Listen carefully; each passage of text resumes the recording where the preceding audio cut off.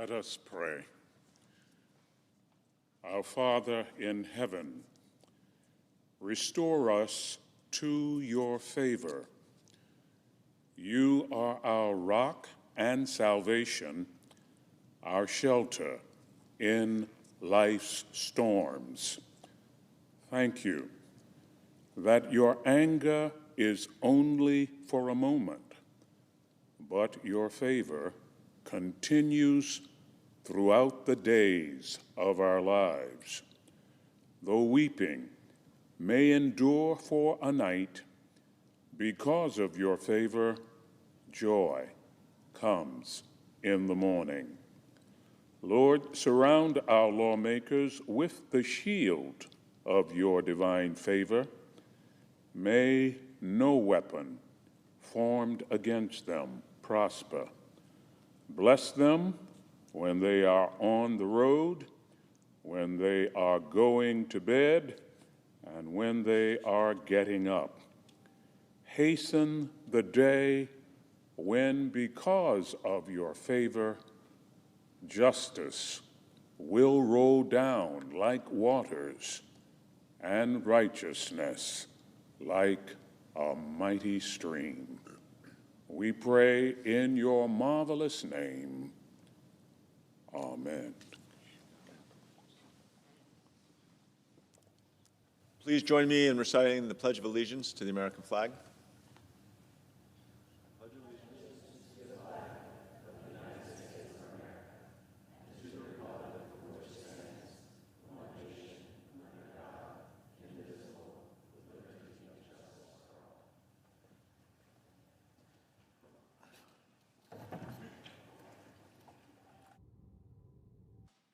The clerk will read a communication to the Senate. Washington, D.C., February 7, 2024, to the Senate. Under the provisions of Rule 1, Paragraph 3 of the Standing Rules of the Senate, I hereby appoint the Honorable John W. Hickenlooper, a senator from the state of Colorado, to perform the duties of the chair. Signed, Patty Murray, President pro tempore. Under the previous order, the leadership time is reserved. Morning business is closed. Under the previous order, the Senate will resume consideration of the motion to proceed to H.R. 815, which the clerk will report. Motion to proceed to Calendar 30, H.R. 815, an act to amend Title 38, United States Code, and so forth and for other purposes.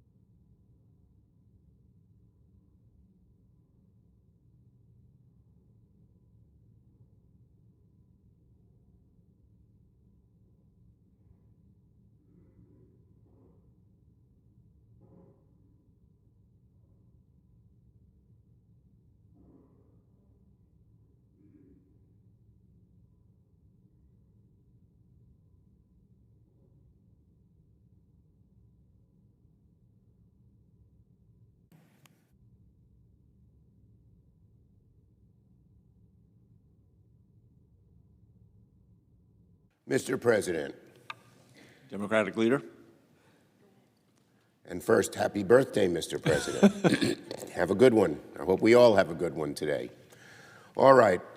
Well, today, Mr. President, today senators face a decision several months in the making. Will Senate Republicans vote to start debate, just a debate, on bipartisan legislation to strengthen America's security, stand with Ukraine, and fix our border? Or will they cow to Donald Trump's orders to kill this bill? Will the Senate stand up to brutish thugs like Vladimir Putin and reassure our friends abroad that America will never abandon them in the hour of need? Will Republicans take yes for an answer and seize the best opportunity that Congress has seen in decades to secure our border? This is the choice Republicans face today. They can either choose what's good for the country's national interest, or they can choose what's good, at least in their minds, for Donald Trump. Mr. President, I've always believed the Senate works best when we take the bipartisan path. Not everything is perfect in this bill, but I see it as my job to let bipartisanship take hold whenever possible, and this bill reflects that. But all week long, Senate Republicans have looked more and more like their House counterparts and transformed themselves into the Chaos Caucus. Republicans have said they can't pass Ukraine without border. Now they say they can't pass Ukraine with border. So today, I'm giving them a choice. They can show America where they stand and what they stand for. Which way will it be? Today, I have laid out both options for Republicans to do the right thing. Democrats certainly want to fix the border. It is extremely important, and we have shown our willingness time and time again to take big steps to secure the border. But we will move forward today with either option. First, I have scheduled a vote on the supplemental that includes strong bipartisan border reforms that Republicans have demanded for months. Negotiators on both sides worked themselves to the bone putting this border package together. I was heavily involved. I saw the work, the blood, the sweat, the tears that went into it. And why did we do it? Because that's what Republicans wanted. They said, can't do Ukraine, can't do Israel, can't do humanitarian aid without border. I made sure negotiators had enough time to do their work. I gave them the space to keep going, even when it seemed like a deal was out of reach. Because again, Democrats want to secure the border because it's extremely important, it is urgent, it can't wait. We must act, and we are ready to move forward on this bill now. Today, when we vote, it will be clear as day who is serious about fixing the border and who is not. I urge Republicans to take yes for an answer. Now, if Republicans block this national security package with border legislation that they demanded later today, I will give them the opportunity to move forward with a package without border reforms. This package will otherwise be largely the same. It will have strong funding for Ukraine, funding for Israel, help for innocent civilians in Gaza, and funding to the Indo-Pacific. The legislation on the floor today is one of the most important security packages the Senate has considered in a very long time. So the onus is on Senate Republicans to finally take yes for an answer. It would be an embarrassment for our country and an absolute nightmare for the Republican Party if they reject national security funding twice in one day.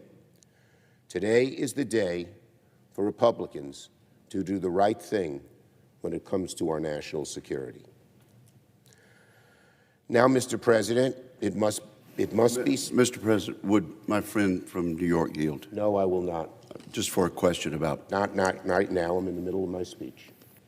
Now, Mr. President, it must be said that the 180-degree turn Republicans have done on border is one of the most stunning things I've seen Congress in a long, long time do. The damage Republicans have done this week to their credibility cannot be understated. After all, how many times have we heard our Republican colleagues give speeches here on the floor about the emergency at the border?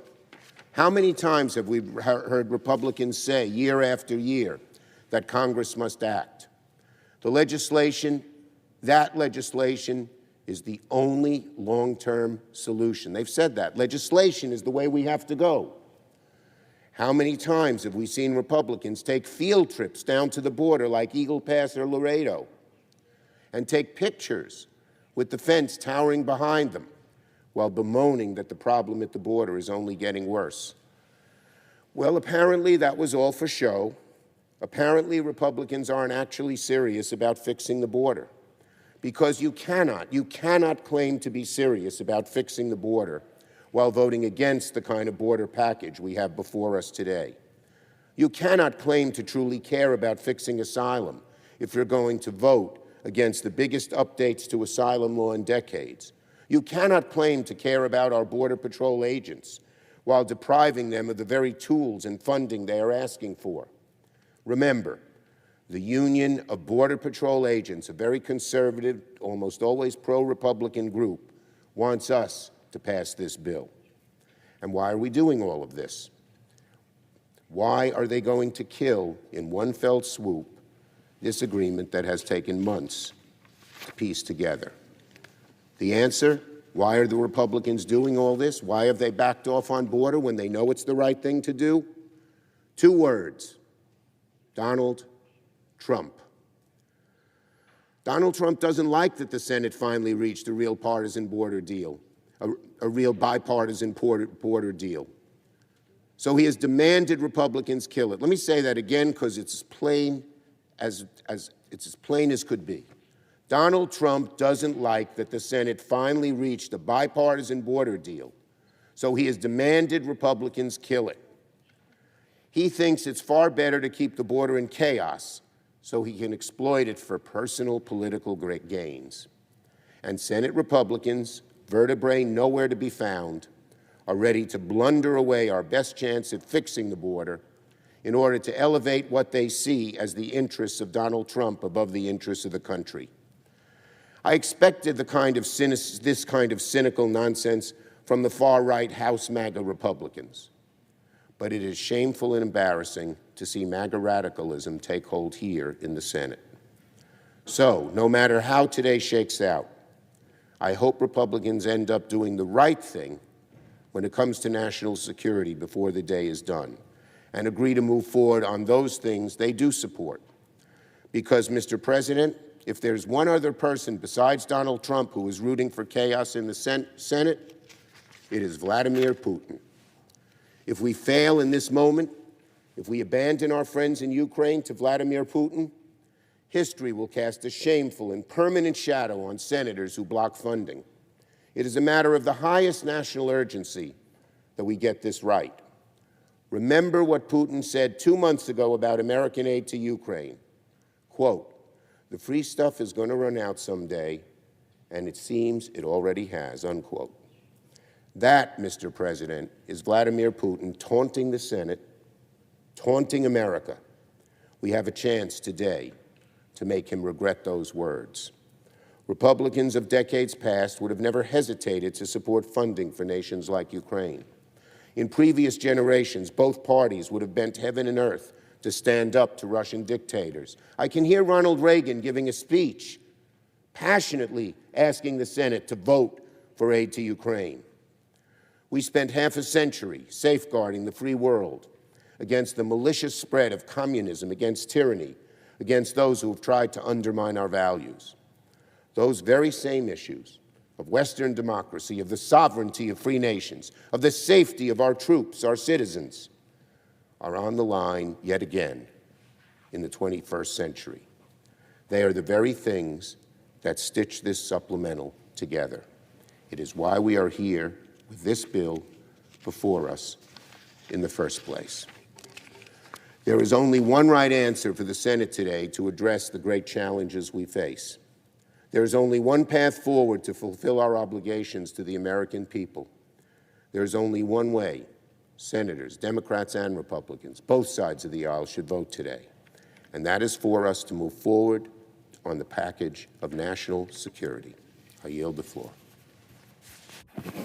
Mr. President, The Senator from Mississippi. I wonder if the Majority Leader would yield for a question on schedule. Well, may I say, on just this quick point, Mr. President, my question to the Democratic leader was about the way he intends to proceed. Obviously, he has counted the votes, as we have on this side, and the package with the border provision will not pass.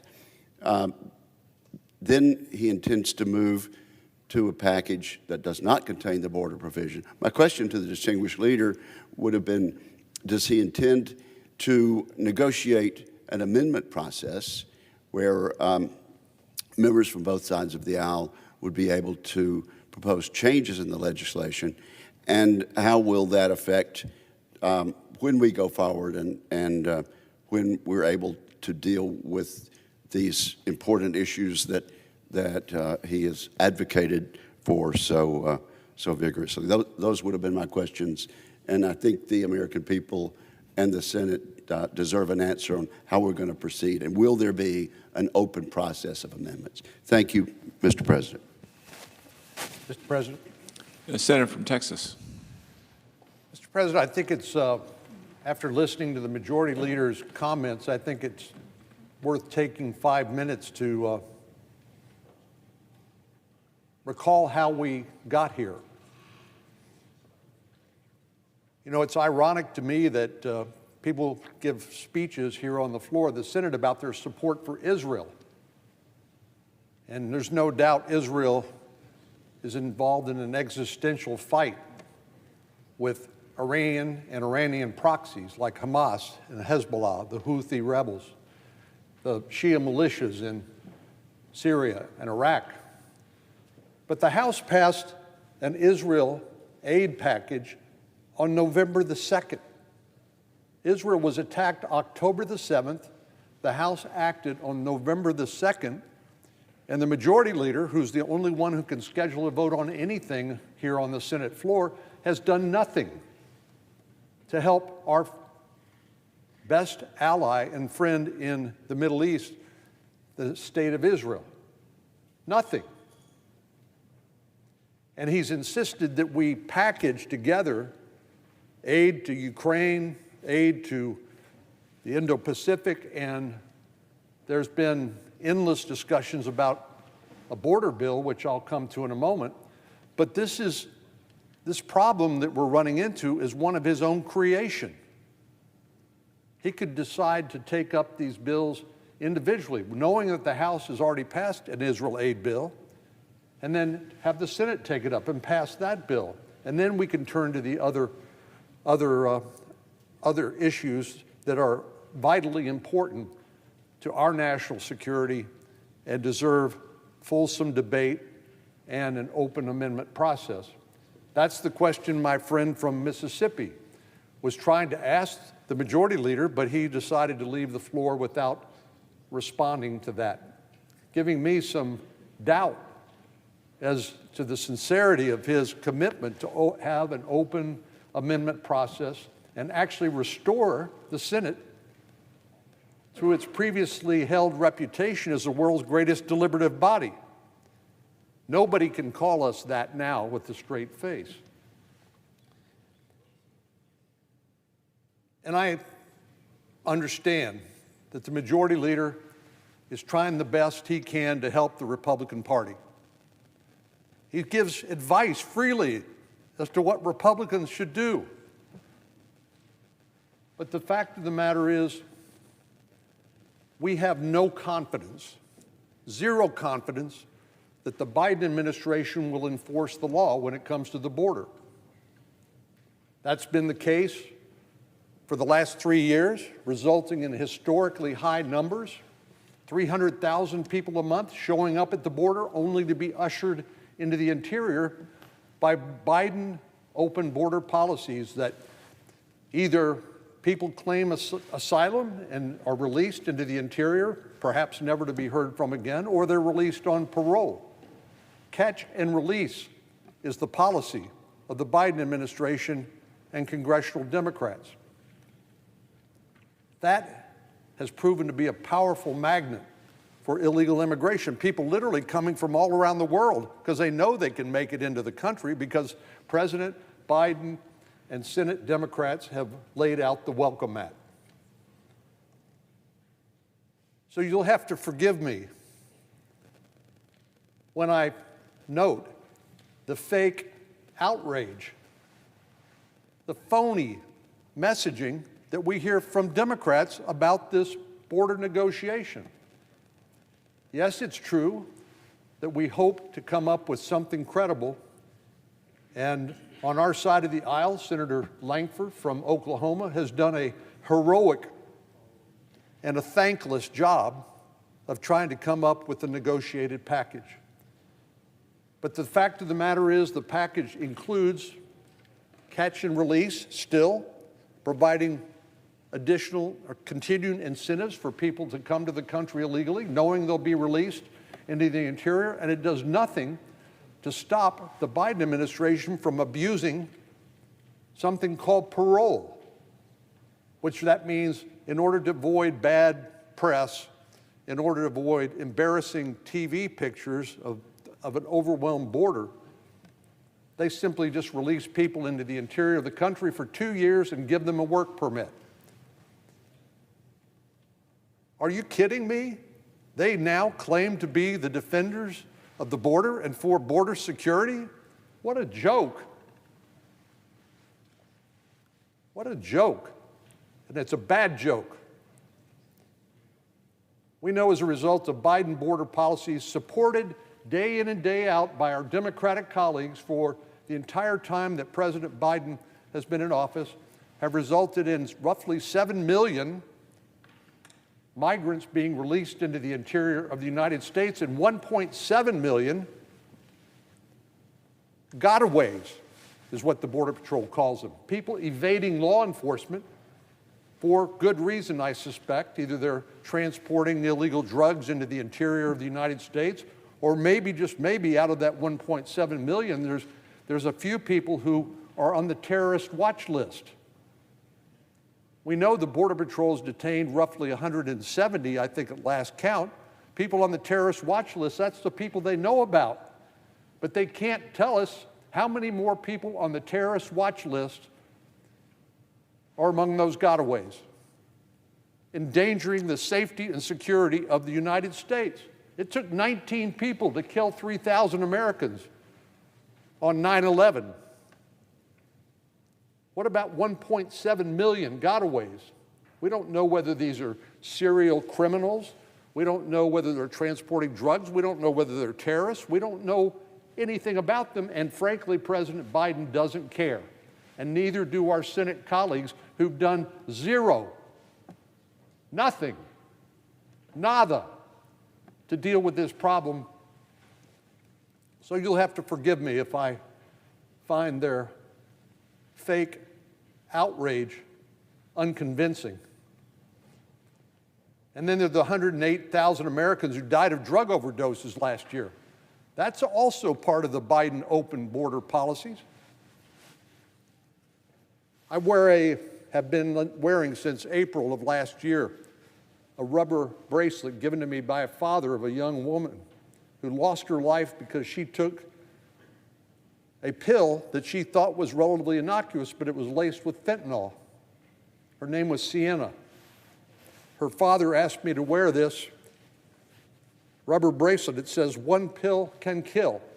Well, 71,000 Americans died last year as a result of fentanyl poisoning, including young women like Sienna, who took something they thought was relatively innocuous, which was a counterfeit pill laced with fentanyl, and not waking up the next morning. And then perhaps the greatest untold story. We've tried to tell the story. The New York Times has written about this is the hundreds of thousands of unaccompanied children who've been placed with sponsors in the interior of the United States who've come across the border. They've been attracted like a magnet to our border, and under Biden policy has been released to sponsors, many of whom aren't even immediate relatives. And the Biden administration has simply lost track of them. They can't tell you whether the 300,000 children are going to school, whether they're getting the health care they need, whether they're being trafficked for sex, whether they're being forced into involuntary labor. The New York Times has written at least 2 times that I recall about forced labor conditions for these migrant children. Forced into illegal, dangerous labor. And the New York Times tried to call some of these sponsors to see if they knew about what these children were doing, these children who were turned over to the care of these sponsors by the Biden administration under their current policies. And 85,000 cases, there was no answer. So the truth is, under the Biden border policies, under the policies supported by all of our Democratic colleagues now who are demonstrating fake outrage about the failure of the current border bill, they simply don't care. They don't care about these children. They don't care about the families grieving lost ones as a result of the illegal drugs that stream across the border, carried by the very criminal organizations that smuggle people from around the world who show up at our border and are released into the interior of the United States. What greater incentive can you think of for attracting illegal immigration than the open border policies, which tragically result in the death of innocent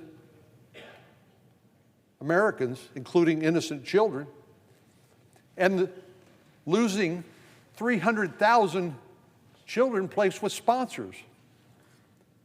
The Biden administration doesn't care.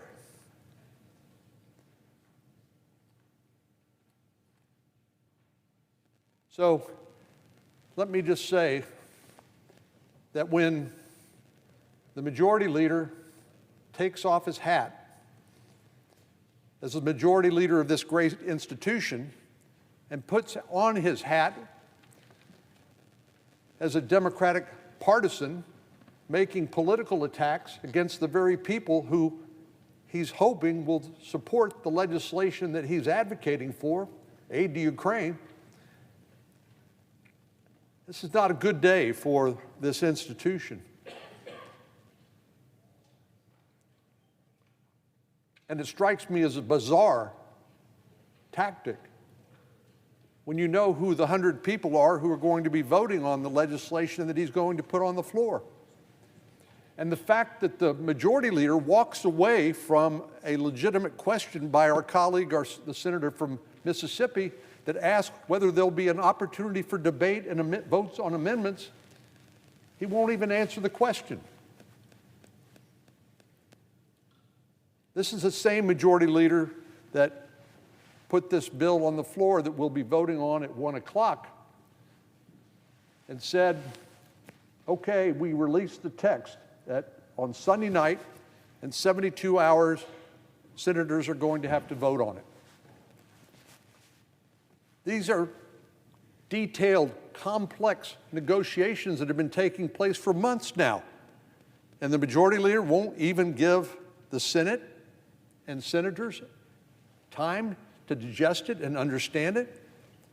I think that tells you all you need to know about his motives.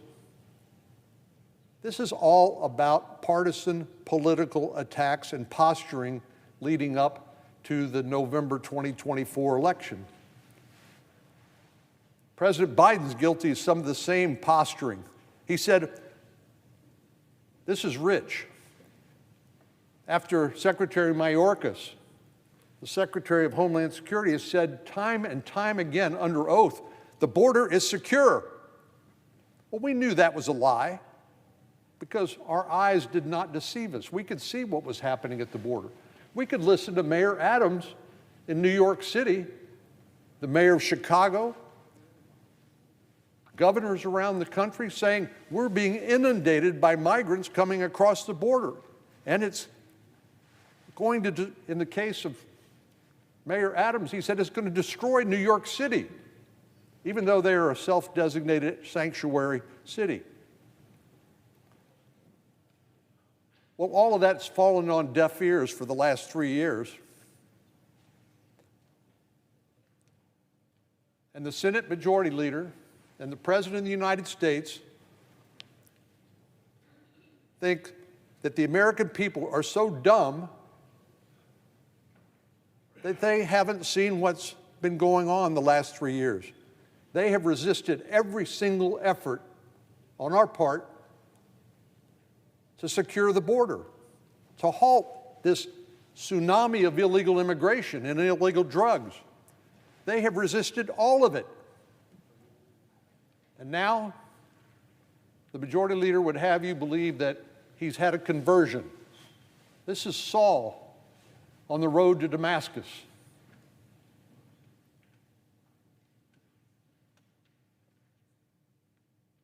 But I don't believe it.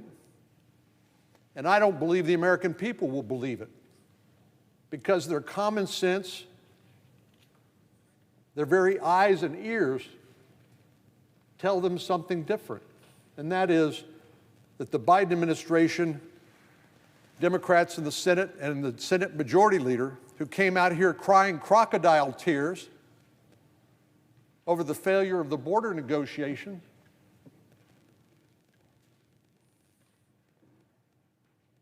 they know it's not true. The American people will not be deceived by this transparent political pitch suggesting that now they are the champions of border security. The President of the United States has every tool he needs to secure the border. The laws that are in effect now are the same laws that were in effect when President Trump was in office, and the numbers were dramatically different. In fact, President Biden's numbers of people coming across the border have exceeded the number that came during the entire 8 years of the Obama administration and the entire 4 years of the Trump administration. So, Mr. President, I know there are others here, including my friend, the Republican leader, who are prepared to speak, so I'll sit down. But I just couldn't help myself sitting here listening to what the Majority Leader was trying to sell, which is so patently ahistorical, false, and is clearly just partisan political rhetoric trying to improve what is a very, very damaged reputation when it comes to dealing with our national security and the border.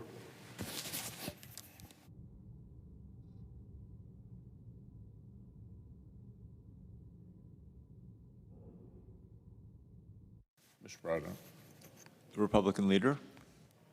4 months ago, Senate Republicans asked our colleague from Oklahoma, Senator Langford, to take on a pretty tall order, negotiate serious border security policy with an administration that had shown no interest in actually securing the border. He put in an enormous amount of work, and I'm very grateful for the persistence he's shown over many nights, weekends, and a few holidays. The product he was able to secure earned the endorsement of the National Border Patrol Council, a sign that you're pointing in the right direction. But as our colleagues recognize, the agreement does not have a path to become law. The border crisis that President Biden invited through his rhetoric and his willful neglect will continue to challenge the brave men and women of CBP and ICE and impact communities across the country. And its effects will follow his legacy forever. I wish I could say that a record-setting border crisis was the only challenge the president's failures have laid before us. But our colleagues know as well as I do that that isn't the case. There have always been aggressive forces seeking to harm America and to challenge our interests. The very existence of a Western order in which sovereign nations choose their own leaders has always been an affront to repressive and aggressive regimes around the world. But even in the face of serious threats for large portions of modern history, the United States has dictated the terms of engagement. For decades, the world's foremost superpower has been the one doing the deterring. Not anymore. It's no longer a settled question that America will meet aggression with overwhelming force, or even that we'll back our allies 100%. Take this headline about President Biden's response to the attack that killed 3 U.S. soldiers last month. Quote, U.S. strikes steer clear of Iran's red lines, end quote. Here's the subhead of another one. Quote, U.S. officials acknowledge that the targeted militias still retain the majority of their capability to carry out future attacks, end quote.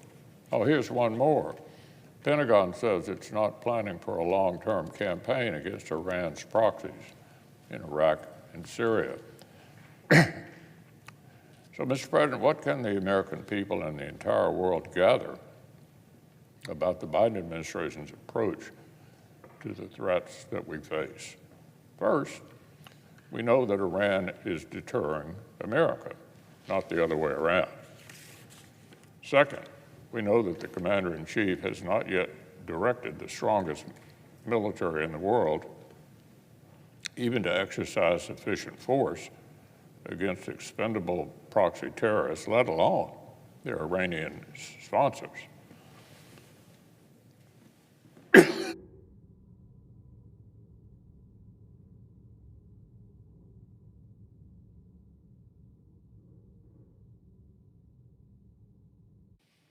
Finally, we know that the Biden administration lacks the resolve to defeat those who spill American blood. The Pentagon conceded this week they were not aware that even a single IRGC officer had been eliminated by the response. And yet administration officials say this is what sending a message of deterrence looks like. Let's be honest here. Do our allies see in this behavior an America that is willing to impose decisive costs on our adversaries? Do our adversaries, in turn, see any reason to start changing their calculus? In the Middle East, we already know the answer. Since the president telegraphed a response to the deadly Tower 22 attack, Iran-backed terrorists have already launched more attacks from Iraq and Syria to the Red Sea. Iran and its proxies are undeterred. But beyond the region, is there any reason to expect that the president's conduct of foreign policy is causing Putin or Xi to think again? Not a chance. No doubt the commander-in-chief halting response to Tehran's aggression emboldens Moscow. Russian forces, like Iran and its proxies, were direct beneficiaries of President Biden's hesitation and self-deterrence as they escalated their invasion of Ukraine. And Beijing, after it watched us abandon allies in Afghanistan and second-guess Israel's response to terrorism, has a reason to doubt that the U.S. is well-positioned to rally allies and partners to resist aggression in the Indo-Pacific. If America fails to stand with our partners on the front lines in Europe and the Middle East, we will shred our credibility with friends in the Indo-Pacific. So today's strategic competition is more perilous. Support for our allies is more tenuous, and the security of U.S. personnel and interests is more questionable than it was 3 years ago. And these are the circumstances in which the Senate must consider some weighty responsibilities of our own. To invest in the hard power that the President instinctively shies away from exercising. To commit to allies that fear being abandoned. And to address the requirements of long-term competition that becomes more difficult the longer America neglects its leading role.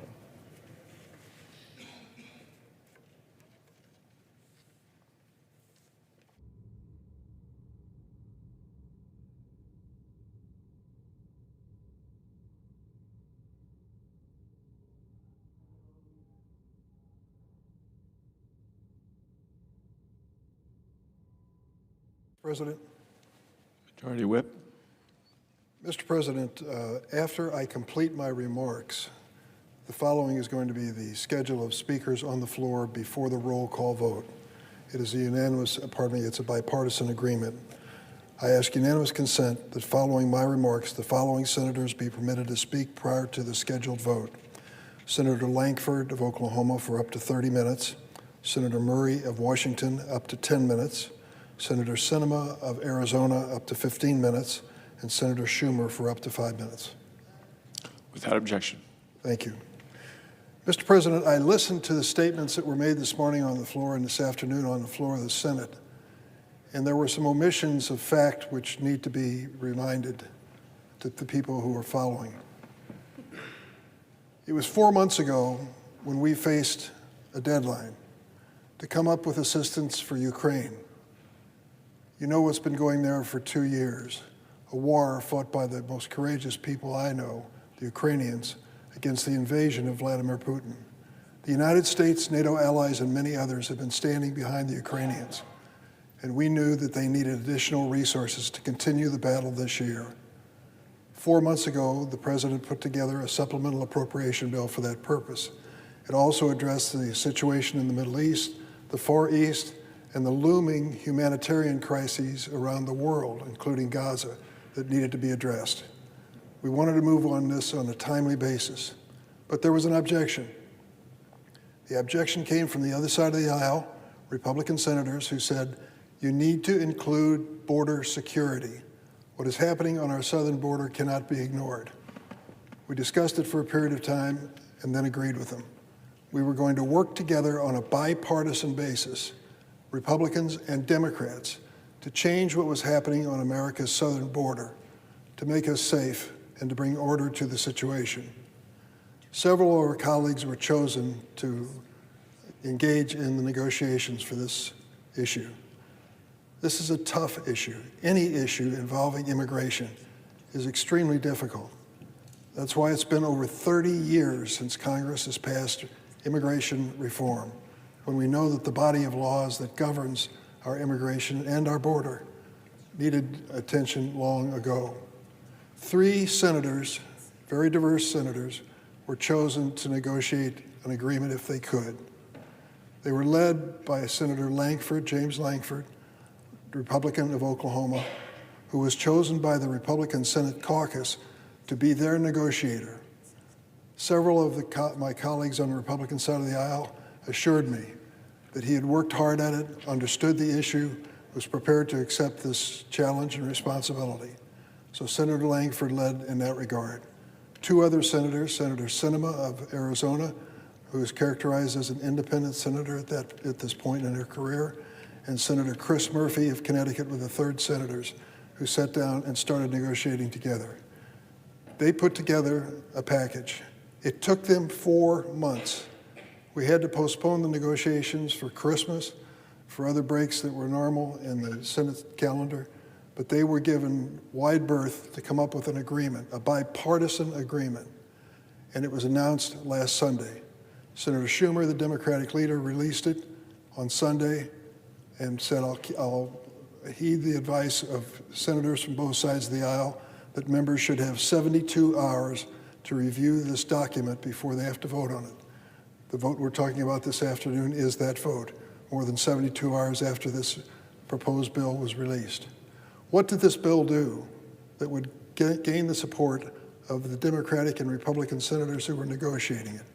What it did was to address many issues, primarily border issues that related to security. The current situation at our border is unsustainable. We are being overwhelmed by the number of people who are showing up in record numbers. That reflects several things. Refugee crisis around the world. Those of you who watched 60 Minutes this week noticed that there are people from China who are now coming to our southern border to come into the United States. No one anticipated that when we talked about the asylum laws several years ago, but that is a fact of life. People are coming from all around the world to come to our southern border, and they are overwhelming the resources of that border. This bill, this agreed-to bill, this bipartisan bill that is being considered here this afternoon, was an effort by both sides to limit the number of people coming across the border at any given time. It gave new authority to the President of the United States to cap and limit the number of people crossing the border at a given time. When those on the other side say we don't need this bill, that is legislative authority that the President currently doesn't have and was included. There were billions of dollars in investment in technology to stop the flow of not only those who are undocumented and illegal, but also the flow of fentanyl into the United States, just to name two major features of this bill. It had many provisions hammered out over months of negotiation. Those of us who came back this week said we were finally going to do something on the border, and the good news is it's bipartisan. Senator Lankford has signed off on it, and the other two senators representing the Democratic side of the aisle signed off on it as well. And we were prepared to see this passed and hope that for the best in the House of Representatives. And then the bottom dropped out. One thing happened that we didn't anticipate. One person in America came out against the proposal. One person said to the Republican senators, sorry, no matter what you agreed to, it's unacceptable. Blame it on me, he said, but we are not going to have a bipartisan agreement on the border. This is unacceptable. That one person is Donald Trump. He made that announcement, and at that point, many of the Republicans who had indicated an interest in this measure walked away from it. And today, I'm afraid we're going to see that in the vote.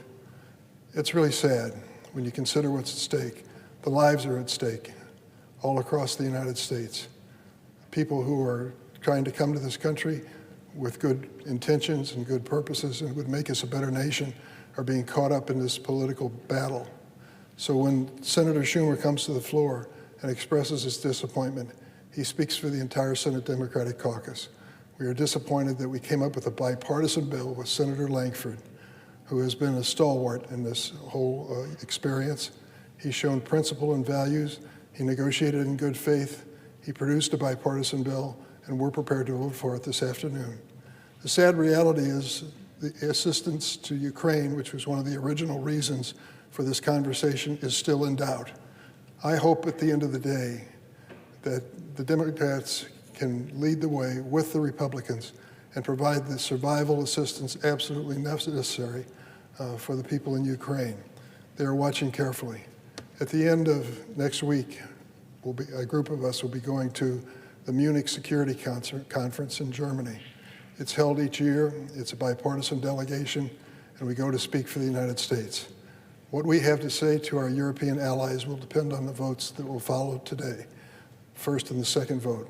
Will we stand by Ukraine, or will we walk away from it and let Vladimir Putin have his dream of an expansion of the former Soviet system? I hope not. The people in Ukraine deserve better. We need to stand together with them. There's much to be said as to what this means to the rest of the world, but we've been reminded by our NATO allies who have been loyal to a fault so far, and I hope that they continue to be, that we can't walk away from that situation without inviting disastrous consequences around the world. I'm afraid that if we walk away from Ukraine, they will struggle to survive, and I hope they do, but it'll be a real struggle. In the meantime, it heartens Vladimir Putin and our adversaries around the world to see us waver when it comes to staying with the Ukrainian people. I hope that that vote this afternoon, both votes, are in a positive way, that we can take that message to the rest of the world that we are still there. I also want to say, Mr. President, that it's hard to imagine that the party of Ronald Reagan and John McCain, the party that claimed to take a strong stand against communism, just played right into the hands of former KGB apparatchik Vladimir Putin's hand.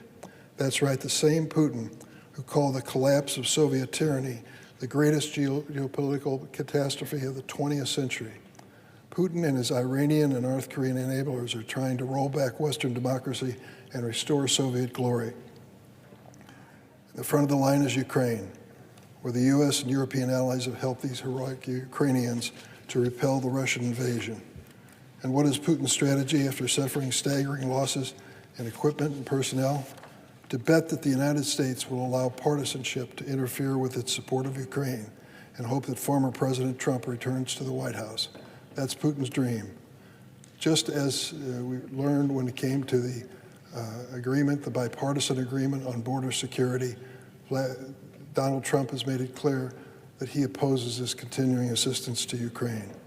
You may recall in 2018, Trump stood next to Putin in Helsinki and said he believed Putin's denials about interfering in our election, while Putin smirked at the podium. By failing to pass national security funding, we would be playing into Putin's hands. Many congressional Republicans have spoken loudly about defending Ukraine and the NATO alliance. They've traveled to NATO summits and even Munich security conferences to support this mission. They've also visited Ukraine, followed by a press conference with belligerent claims that President Biden just wasn't doing enough. But today, the fate of Ukraine hangs in the balance on the floor of the United States Senate. It seems too many of my colleagues have been collectively coward to Donald Trump, who want to thank the supplemental funding agreement for their own cynical reasons. Is that who congressional Republicans are going to entrust with stopping Russian aggression?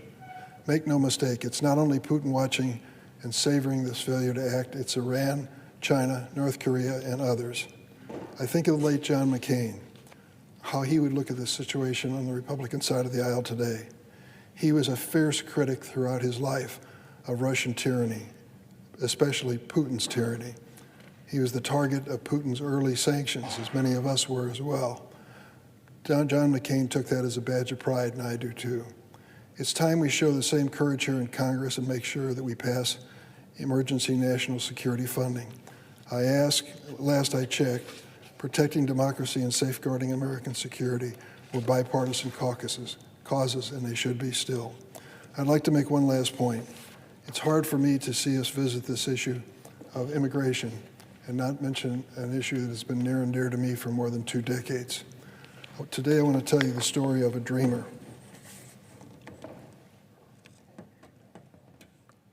Dr. Jacqueline Solis. Hers is the 139th dreamer story I've told on the floor of the Senate. Jacqueline was born in Peru, immigrated to this country when she was 10. She wanted to become a doctor, but she didn't think it was possible because she was undocumented. 12 years ago, in response to a bipartisan request from myself and the late Senator Richard Lugar, President Obama established the DACA program. It's protected more than 800,000 young people like Jacqueline. And thanks to DACA, she was able to attend medical school. I'm proud to say that last year she graduated from Loyola University Chicago Stritch College of Medicine, the first medical school to accept DACA applicants. She's now completing her pediatrics residency at Emory University Hospital. DACA allowed her to come out of the shadows and give back to the country she grew up in, the country she loves, the United States of America.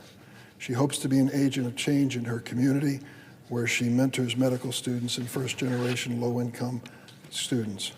One of her goals is to open a mobile clinic where she can drive to different communities and help patients. Ask yourself, would America be better off if Dr. Jacqueline Solis and dreamers like her were unable to work in the United States? Still, 20 years later, we are trying our best to make sure that these young people have a fighting chance to be part of America's futures. Last September, a federal judge in Texas declared the DACA program illegal. The decision left in place protections for current DACA recipients while the appeal is pending. These young people live in fear that the next court decision will upend their lives. That would be a disaster. When we get on the subject of immigration, the border is critical, it's important. I want to be part of that conversation. But please, don't forget the dreamers, and don't forget so many people who have proven over and over again that they will be our future and our strength if we give them that chance. I yield the floor.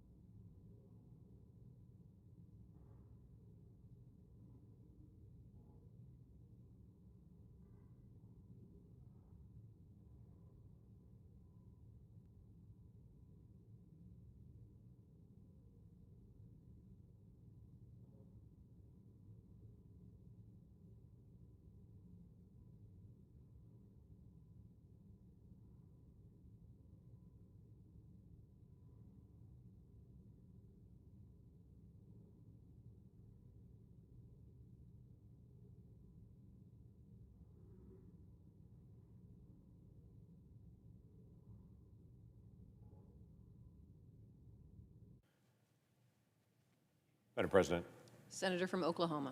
I'd like unanimous consent to be able to use a prop during this speech. Without objection. In about an hour, this body will gather. There'll be 100 senators here to make a decision about what we're going to do to take a step on border security. It's an issue that's bedeviled, quite frankly, this body for decades. It's been 3 decades since we've passed anything into law to be able to change border security. In the meantime, administration after administration has pieced together the broken pieces of law in the disjointed pieces and tried to make regulatory actions to see what they can do to be able to change the direction of the country. We've seen it just over the last 10 or 15 years, what's really happened with that. I mean, this is just an encounter number from CBP, and we can look back to 2009 and we can see the numbers stayed about 500,000 or so for multiple years. This is through the Obama administration as they struggled, because the numbers were lower than this even before, as they struggled with 500,000 numbers. And then we see during the Trump administration how the numbers bump up and jump up here all the way almost to 1 million in a single year. It's twice as many as it was during the Obama time period. And then we see the COVID time period, it dives back down. And then right there is the transition in President Biden's time, and the numbers have skyrocketed. They doubled from the Obama administration to this year in the Trump administration, but then they've tripled even from the highest year of the Trump administration during the Biden administration. And it wasn't a single bump year like it was under the Trump administration. It's been year after year after year. And by the way, this little one, that's this fiscal year. That's just since October, which, by the way, you'll notice in the last 4 months is higher than any year under the Obama administration and almost as high as the peak year under the Trump administration, and that's 4 months so far this year. Americans feel it. We feel it in our cities. We feel it in our schools and our communities. We see the television, and we see all of the chaos on our southern border. Cities around the country have said, do something. Make this stop. Americans, whether you're Republican, Democrat, or Independent, are all unanimous on this issue. This is a problem that needs to be solved. Do what you can. Today, we get to decide if we're going to do that or not. If we're going to do nothing or do something. The bill that's been put together has been a bipartisan effort. Welcome to the United States Senate. That's what we have to do. While I have people from around the country and back home that say, do a Republican-only bill, just get all of our priorities and none of them, none of theirs, I smile at them and say, welcome to governance. You can do a partisan bill in the House, but in the Senate, we have to look at each other across the aisle and then figure out a way to be able to solve this. Sometimes it's in committees, sometimes it's a gathering, sometimes it was like this time. Get members together, Republican, Independent, Democrat, to be able to sit down and hash out the issues. To say this is a problem, we all agree. We're not going to agree on the solutions necessarily, but we all agree this is a problem, but we have to figure out what the solutions might be. That's been the process for the last 4 months. 4 months to sit down and hash through the very difficult, very technical issues of border security in our nation. With one goal, let's make progress. We understood from the beginning we're not going to solve everything. We're not. We knew from the beginning it's not going to be perfect, but we also knew the status quo is untenable. We have to do something to be able to make the status quo better. So that's what we work towards, to be able to change where we are now. The product we put out this past weekend allowed everybody to see it. Quite frankly, I had some of my colleagues that said I'll need weeks to evaluate it because it's so technical, and it is, but some of them literally within minutes said, no, I don't agree. Fine. But after time to be able to review it, the National Border Patrol Council, the group that's actually on the ground trying to manage the chaos, they read through the bill and evaluated it, and the National Border Patrol Council gave this statement. The Border Patrol Act of 2024 will give the United States Border Patrol agents authorities codified in law that we have not had in the past. While not perfect, and I'll agree with him on that, the Border Patrol Act of 2024 is a step in the right direction, and it is far better than the current status quo. This is why the National Border Patrol Council endorses this bill and hopes for its quick passage. I understand this.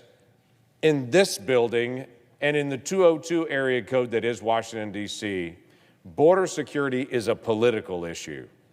But if we leave the 202 area code, everywhere else in the country, this is not a political issue, it's a national security issue.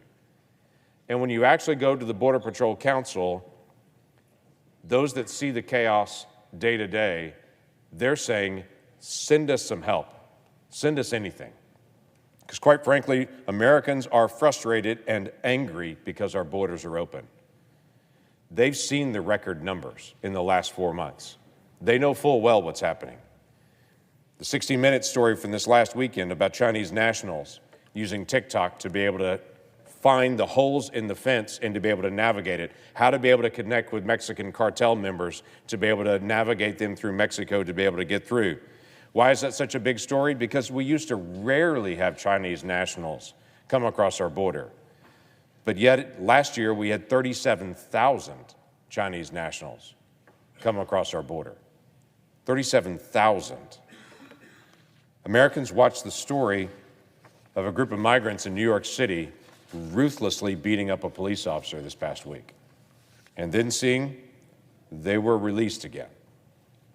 They're angry. They're frustrated. The stories that have come out in the news recently of 3 child sex traffickers who had attempted re-entry back into the United States make Americans go, hold on. And just a few days ago, the story coming out of an al-Shabaab terrorist on our terror watch list that had come across our border and been released just early last year, that they then picked them up while they were in Minnesota just a few weeks ago. We've had 50 people that have been identified on the terror watch list that we did apprehend in just the last 4 months. We've had tens of thousands of people in the last year that were identified by this administration as individuals, what they call special interest aliens. By definition, they're a national security risk. Tens of thousands that we didn't know their name in particular, but we know where they live is in an area of high national security risk because a high terrorism rate is coming from that area. So we have no criminal history on them to be able to identify them on our terror watch list, but we know there's a high chance they're a national security risk. Those individuals were released into the country. Americans feel it. They want something different. The Americans that I talk to and the Oklahomans that I talk to don't mind legal immigration. In fact, they celebrate legal immigration. They just don't want illegal immigration. They want an orderly process. They want to know that the rule of law still matters in America. That's what they want to know. They want to know their American way of life is protected, and that should not be too much to demand. This very divided nation brings to us a very divided Congress.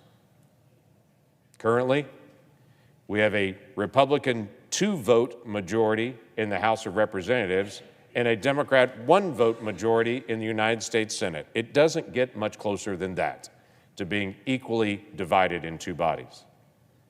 But that means if we're going to solve something, we have to sit down together and solve it. That's how it works when you make law. You can do press conferences without the other side, but you can't make law without the other side in the United States Senate. So we have to sit down and work things out.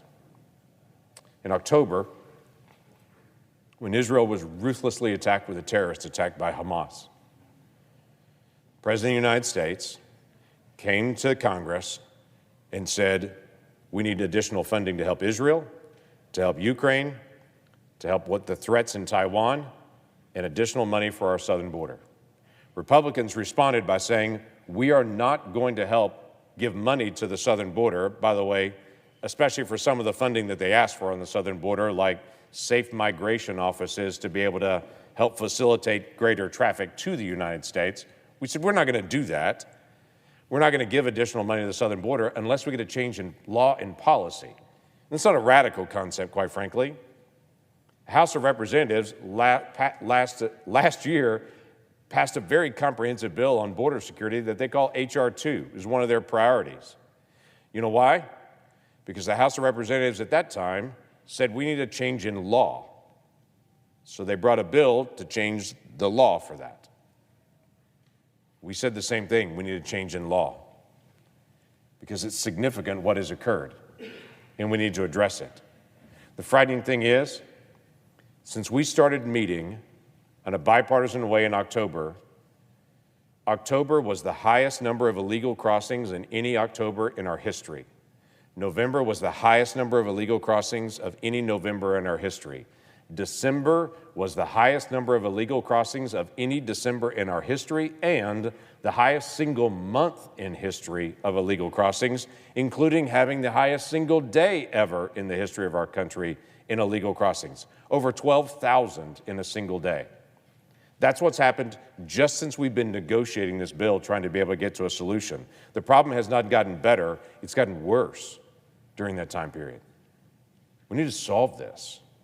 Worst case scenario is status quo. We need to solve it. So we came up with a bill. Doesn't have everything in it I wanted. Doesn't have everything in it my Democratic colleagues wanted. But it definitely makes a difference. What's in this bill?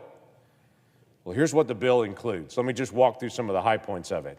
It includes more border wall construction under the 18-foot, 30-foot bollard-style definition in locations actually that were set by President Trump in those locations to actually build a wall. It has 50,000 detention beds, so it ends our catch and release issue. So especially single adults as they're coming across, the vast majority end up being held while they're being screened there rather than just released in the country as they are now. We doubled the deportation flights. We added money for DNA testing. We added money for additional state, local, and tribal law enforcement that we're partnering with along the border to be able to help with enforcement process there. We have a tremendous increase in the number of ICE agents, the number of Border Patrol agents, more asylum officers, more immigration judges. We added detection equipment at our ports of entry to interdict fentanyl, one of the biggest threats to our nation right now. And we increased the sanction authority for the United States government to be able to sanction those ruthless cartels and members of cartels and those that facilitate them to be able to go after the fentanyl issue in the United States. It has a pretty radical change in asylum law in it. It strengthens significantly the standard of evidence for declaring asylum. Today, people that are crossing the border can literally cross and say, I have fear in my country. When they say those magic words, they're released into the country, the vast majority of them, for up to 10 years while they await their screening or hearing. That would end under this bill. We increased significantly the standard for evidence. We had 3 new eligibility bars at the beginning of it, so we get to a faster screening process, and for those that are not eligible, a faster deportation. It is somewhat a Where's Waldo game on a day-to-day basis on our southern border. As we have thousands of people coming through us, some of those individuals do qualify for asylum, but most of them do not. So our goal was to be able to filter through quickly, identify those who qualify, and deport all of them that do not. We have a faster structure to process aliens when they cross the border, in detention or non-detained, either one, so they don't end up in the 10-year backlog awaiting their decision.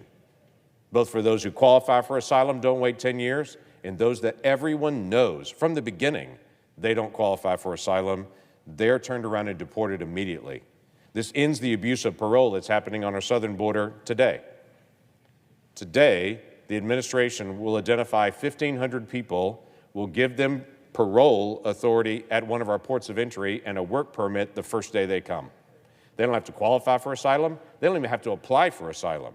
It is literally an open invitation from anyone, anywhere in the world to get a work permit if you'll just tell us in advance you're coming. It's not lawful. It's just happening. This bill would end that.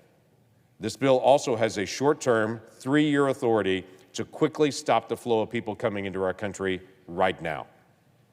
I had a lot of my colleagues on the Republican side that said, whatever we pass, will never be implemented by the Biden administration. We've got to do something, though, right now to be able to get things to change, because everyone knows this is occurring not because of some migration trends around the world, but because right there, President Biden announced, I'm not going to build any more wall, and he dropped all the authorities that had been used, not just by President Trump, but by President Trump and Obama, dropped them, and we saw the skyrocket. So everyone said, whatever we pass, President Biden will never use. So whatever you can put in there to be able to actually make sure this occurs, please do. So we did. We included a border emergency authority that said if we ever exceed 5,000 people, which, by the way, is every day but 7 in the last 4 months. If we ever exceed 5,000 people and we're in chaos level, the border shuts down completely. It's not optional, it's mandatory. And when I say shut down, it's pretty simple. What happens in the first 5,000? Let me make it clear. For the first 5,000 people that are coming across, they're detained, they're screened, and then deported. If you get above 5,000, we're in such a chaotic moment, we don't have time, so we just detain and deport them. There's no screening at all because we've run out of time. We don't have the manpower to do it. That's the shift that occurs. It's not that the first 5,000 are released, that's ridiculous.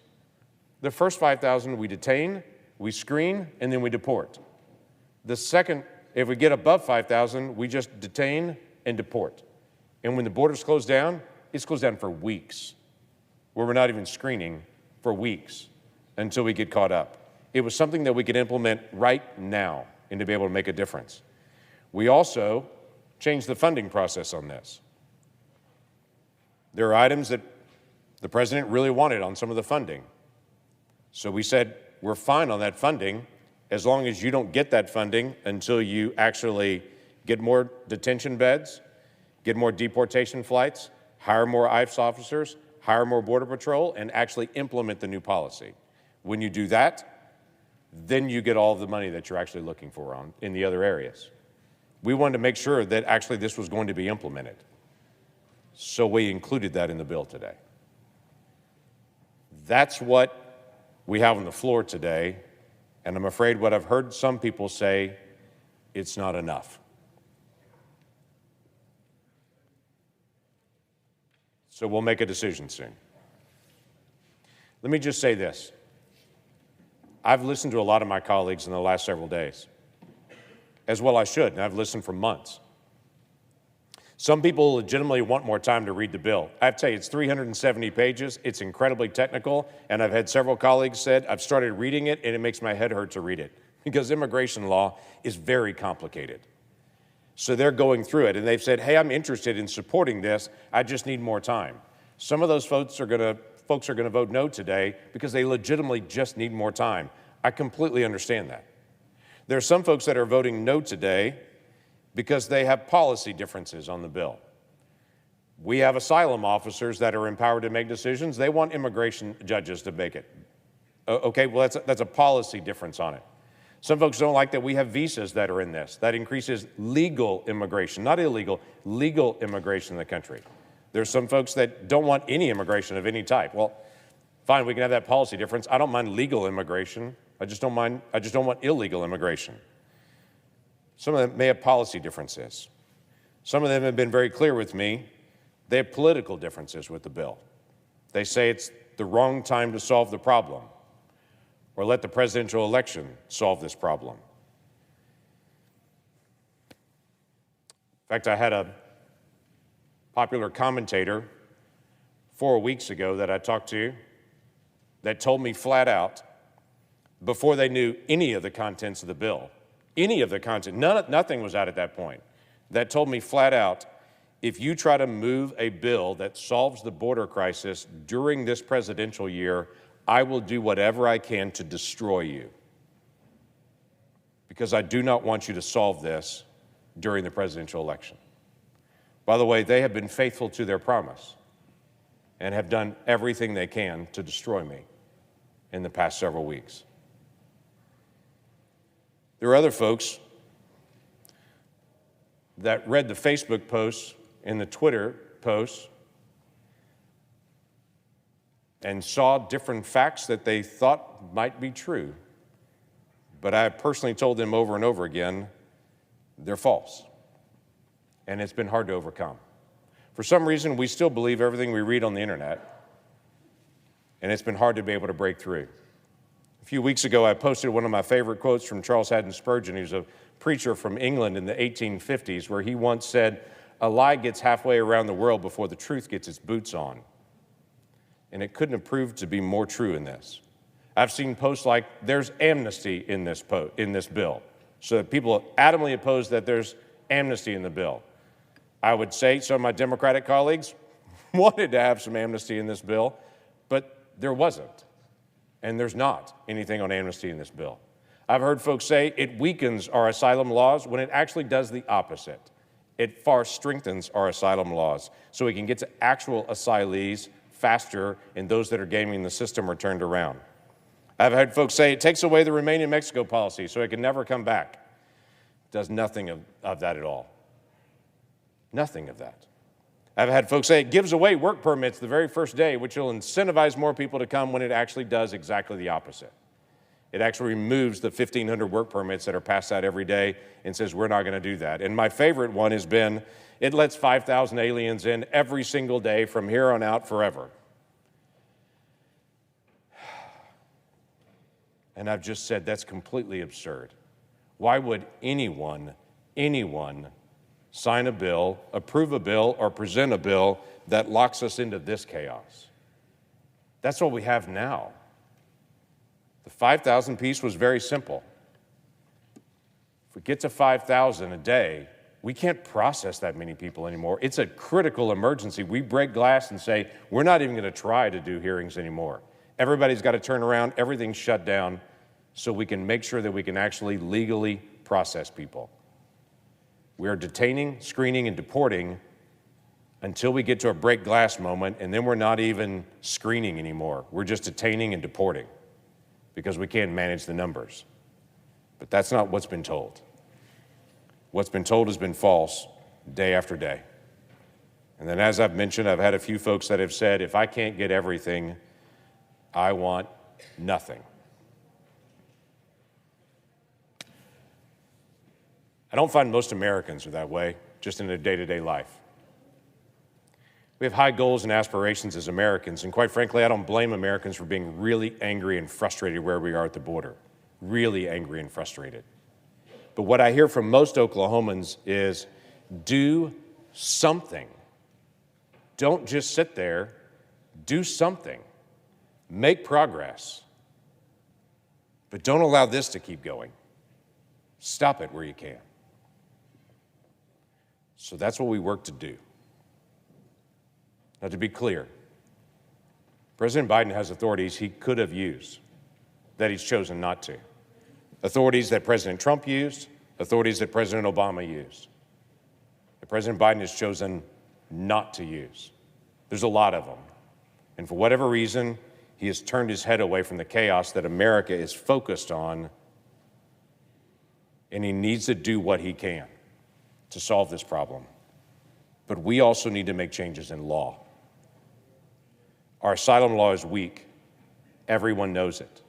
In fact, when President Trump was president, he even made the statements about how weak our laws are on asylum. When President Trump was president, he said, "We do a very good job considering the laws are so bad. They're not archaic, they're incompetent. It's not that they're old, they're just bad." Well, guess what this bill does? Fixes that. Because the laws have a gap. And we should actually fix those things. What the president cannot do is change the asylum laws. He cannot change the faster deportations for people crossing. He cannot add an emergency authority like this. He cannot conduct faster hearings with limited appeals so we can get to deporting people that are not legal here and addressing those that are. Can't do that without a change in law. So we need to change the law. Madam President, I'm going to vote yes to be able to move on to this bill. So we need a change in law. I understand we have differences, but we've got to sit down together, figure out how we're going to solve problems, because the American people sent us here to do that. This is the pen that I was handed at that desk when I was sworn in to the United States Senate.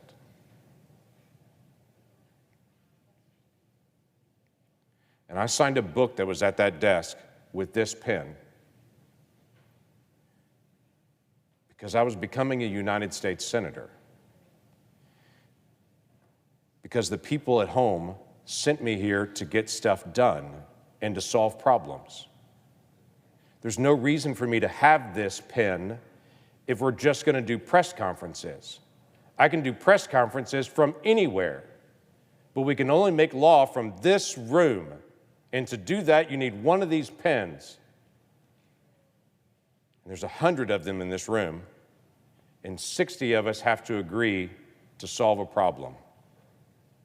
And I'm determined to sit down with anyone who wants to solve the problem, regardless of what side of the aisle that they're on, to figure out how we solve these things.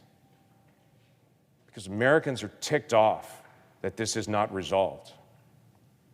And they expect us to get things done.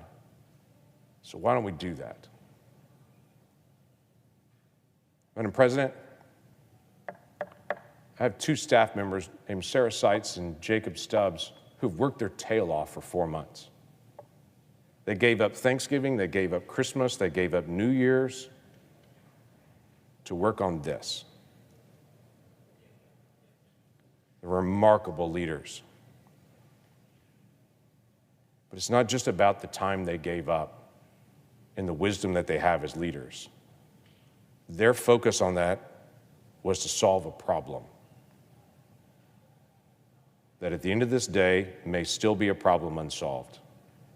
And tomorrow, we'll probably have 6,500 people illegally cross our border, just like is what's happening right now today. 6,500 people. Americans want that stopped.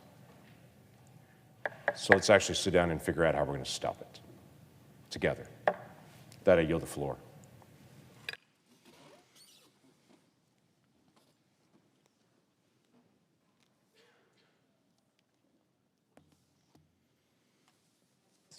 A senator from Washington. Madam President, I come to speak before the vote today, but I do hope that all of my colleagues heard the senator from Oklahoma, heard his powerful words, especially the last several minutes, and pause and think about it. They were critically important for each one of us to think about, and I thank the senator for all of his work on this and for his powerful statement just now.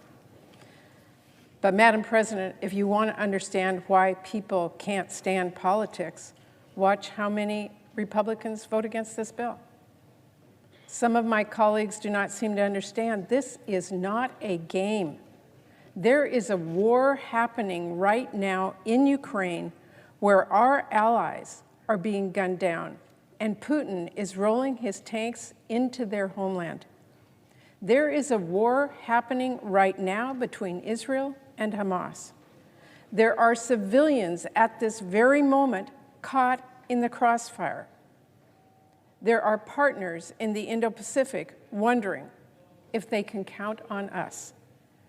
And let's not forget, there is the border, the site of countless Republican photo ops, where we have a genuine need of reforms and resources. That's the moment we're in. That's the moment that this package is meant to address. And by voting it down, Republicans will be telling our allies our word cannot be trusted, telling dictators like Putin that our threats are not serious, telling the world American leadership has been hollowed out by Republican obstructionism. And let's be clear, they will be telling the American people they don't want to solve the crisis at the border, they want to campaign on it. Because if you genuinely believe something is a crisis, you take any step you can to address it. You don't let a fire burn because Donald Trump wants to campaign on ashes. We've heard a lot of talk from Republicans about the border, about countering the Chinese government, about supporting Israel and standing up to Putin. But governing is about action. Governing is about compromise. Governing is about standing behind your word in order to solve problems. And I'm sorry to say that despite the talk from many Republicans about continuing to support Ukraine, they have yet to join us in actually voting for serious aid to Ukraine since last Congress. As the minority leader admitted yesterday, this was all because his side, Republicans, insisted Ukraine aid be tied to border policies. A standard, by the way, that they have not applied to any of our other allies, and one that tells every country who would partner with us, you better hope you don't become leverage for an unrelated partisan demand. It was an absurd request. I have said so from the start. But Madam President, a lot hangs in the balance. So Democrats listened to them and took them at their word and have been glued to the negotiating table in order to address this problem. And I want to thank from the bottom of my heart to my colleagues, to Senator Sinema, to Senator Langford, to Senator Murphy. They worked so long and hard to hammer out a deal on border policies, one that is, quite frankly, more conservative than many of us would have liked, including myself. But I worked tirelessly with my vice chair, the senior senator from Maine, to ensure that the border resources were there to help address this problem. And through listening and compromising and working together in good faith, we reached a bipartisan agreement to fund the border policies that others negotiated. And now, after saying they had to have both of these in the package in order to support it, Republicans are now poised to kill it. Republicans went from we demand border policy changes to no policy is needed. They went from we need time to look at this bill to dead on arrival in less than 24 hours. They went from the border is a crisis right now to it can wait till November, in the blink of an eye, and will not support the bipartisan policy nor the bipartisan funding. What changed? What changed? Well, Donald Trump ordered Republicans to kill the bipartisan border deal. Trump has not been subtle. He has literally said, please blame it on me if this deal goes down in flames and there's no action on the border. And Madam President, we're going to see today just how many Republicans fall in line, and it may well be most of them.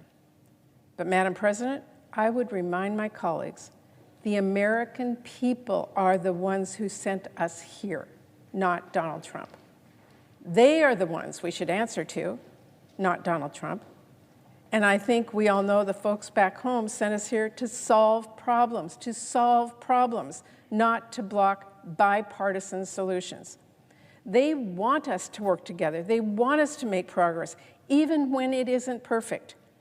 And frankly, if that doesn't convince you to support this bill, if you are still thinking about what's good politics, not good policy, I still don't know why you would listen to Donald Trump, because solving problems, that is good politics.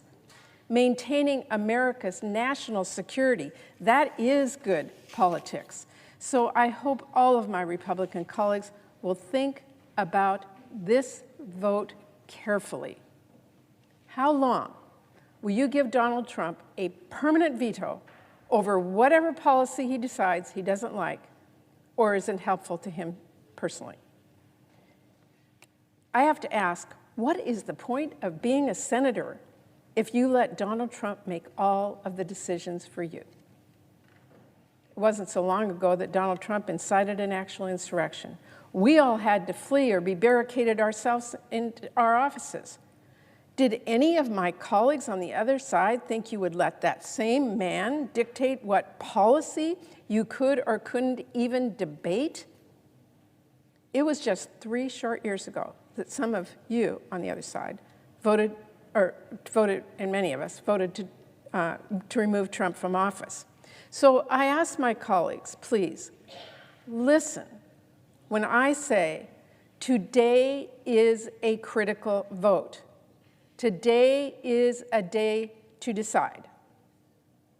Today is a vote about whether we, as United States senators, will keep our word when we negotiate with each other. Today is a day we, as United States senators, will vote to show we will work together to stand up for American interests and national security at home and abroad. And today is a day we as senators show the world we are a country who stands behind our word and stands with our allies and works past politics to do what is right for this country and the people we were sent here to represent. I hope my colleagues will think about that long and hard. And then I sincerely hope they will do the right thing and abandon the MAGA politics. There is so much work we have left to do together moving forward. And you should all know me well enough to know I'm always ready to work together, not against one another. So, Madam President, even if this vote fails, I am determined to not let partisanship win the day. We are going to try again to pass a package that gets our allies the aid they so desperately need.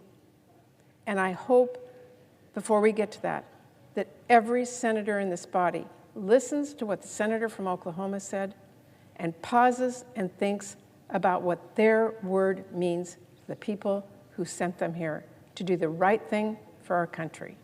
Thank you, Madam President. I yield the floor. Senator from Arizona. I stand here today as the border crisis is devastating my state. Just last week, Nogales officers seized 2.1 million fentanyl pills at a port of entry. Just last week, Border Patrol agents recovered in the Tucson desert enough fentanyl to kill 340,000 Americans. Just last week, nearly 14,000 migrants crossed into Arizona. Many of them are military-age men coming from all across the globe. Our broken border system is a national security crisis. Last September, when my Republican colleagues demanded with a clear and unified voice that border security must be included in Congress's national security package, I wholeheartedly agreed. Finally, it seemed, we had the opportunity to solve the nightmare my state has lived for over 40 years. So I got to work. My Republican colleagues chose Senator James Lankford, my partner, on the Homeland Security Border Management Subcommittee. We have worked together for over 5 years on strong border policy. Senator Lankford has joined me at the Arizona border to see the crisis firsthand. Senator Lankford is an incredibly smart, earnest, conservative lawmaker. I know he was chosen by his conference because of his expertise and knowledge of border security policy and his reputation as a serious, conservative lawmaker who cares deeply about getting policy right. As we started the negotiations, Senator Lankford laid out 4 policy pillars the Republican conference needed to secure the border. Number 1, asylum. Raise the asylum standard and close the loopholes so cartels and economic migrants can no longer exploit the system. Number 2, safe third country. Ensure that people who have lived safely in another country don't backlog our system because they do not qualify for asylum. Number 3, close the border. Create a Title 42-like authority to shut down the border when our system is backlogged and overwhelmed. Number 4, parole. Stop the administration from giving migrants at the border a free pass into our country. Over the course of nearly 5 months, we worked every single day, navigating intricate and difficult policy decisions to meet these 4 pillars. And when we hit bumps, I reminded everyone at the table about what was happening on the ground at my border, what real life looks like in Arizona, because I knew that those 4 key pillars were necessary to secure the border and solve the crisis. You know, that's why just yesterday, when endorsing our bill, Yuma Mayor Doug Nichols said, "Thank you for incorporating many of the specific issues that border leaders have asked to be addressed." So together with Senators Lankford and Murphy and our incredibly talented staffs, including my staff director on the Border Management Subcommittee, Anthony Papian, who's here today, we worked through weekends and through holidays to get these policies right.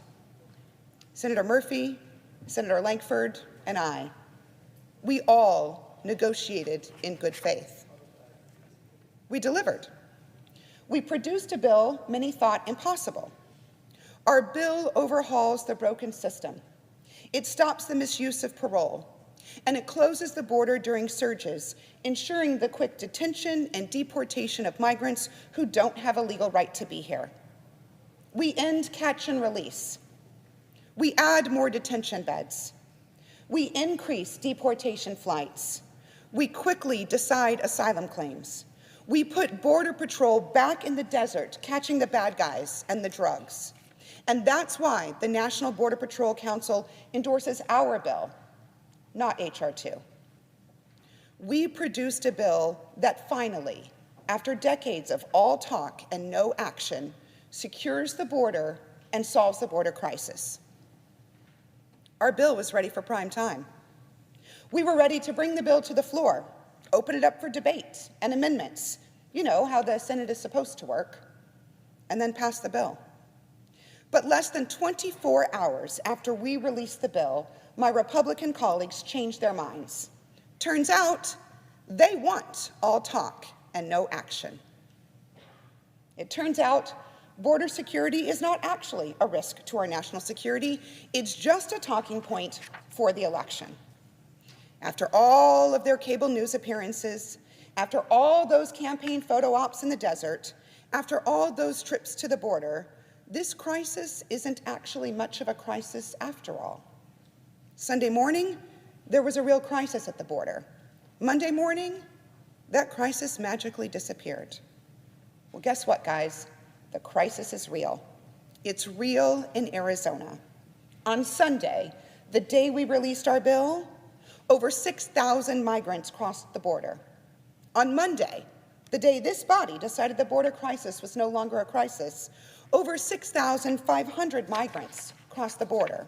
And yesterday, the day my Republican conference members said that we are not going to pass a border bill, the day my colleagues said no, nearly 7,000 migrants crossed the border. The Border Emergency Authority in our border bill would have shut the border down, literally, every single day this year. Now, I've been sharing the facts of our bill to anyone who would listen. I've refuted the lie that says our bill allows 5,000 migrants to enter the country every day. In fact, our bill stops those migrants from coming into the country every day. Meanwhile, by killing our bill, we have no Title 42-like authority to shut down the border. So 5,000, 6,000, 7,000, 10,000, or even 14,000 migrants can cross into our country every single day. Make no mistake, a vote against this bill is a vote for the status quo. It is a vote for continued chaos at our border. Our current system lets migrants into the country with nothing but a piece of paper, a notice to appear, for a court date years into the future, and no accountability structure to ensure they actually show up. In Arizona, this broken system is commonly called catch and release. It's been happening for years. Our bill ends catch and release, but when this bill fails, catch and release will continue every single day. Some people say the president has all the authority he needs to secure the border.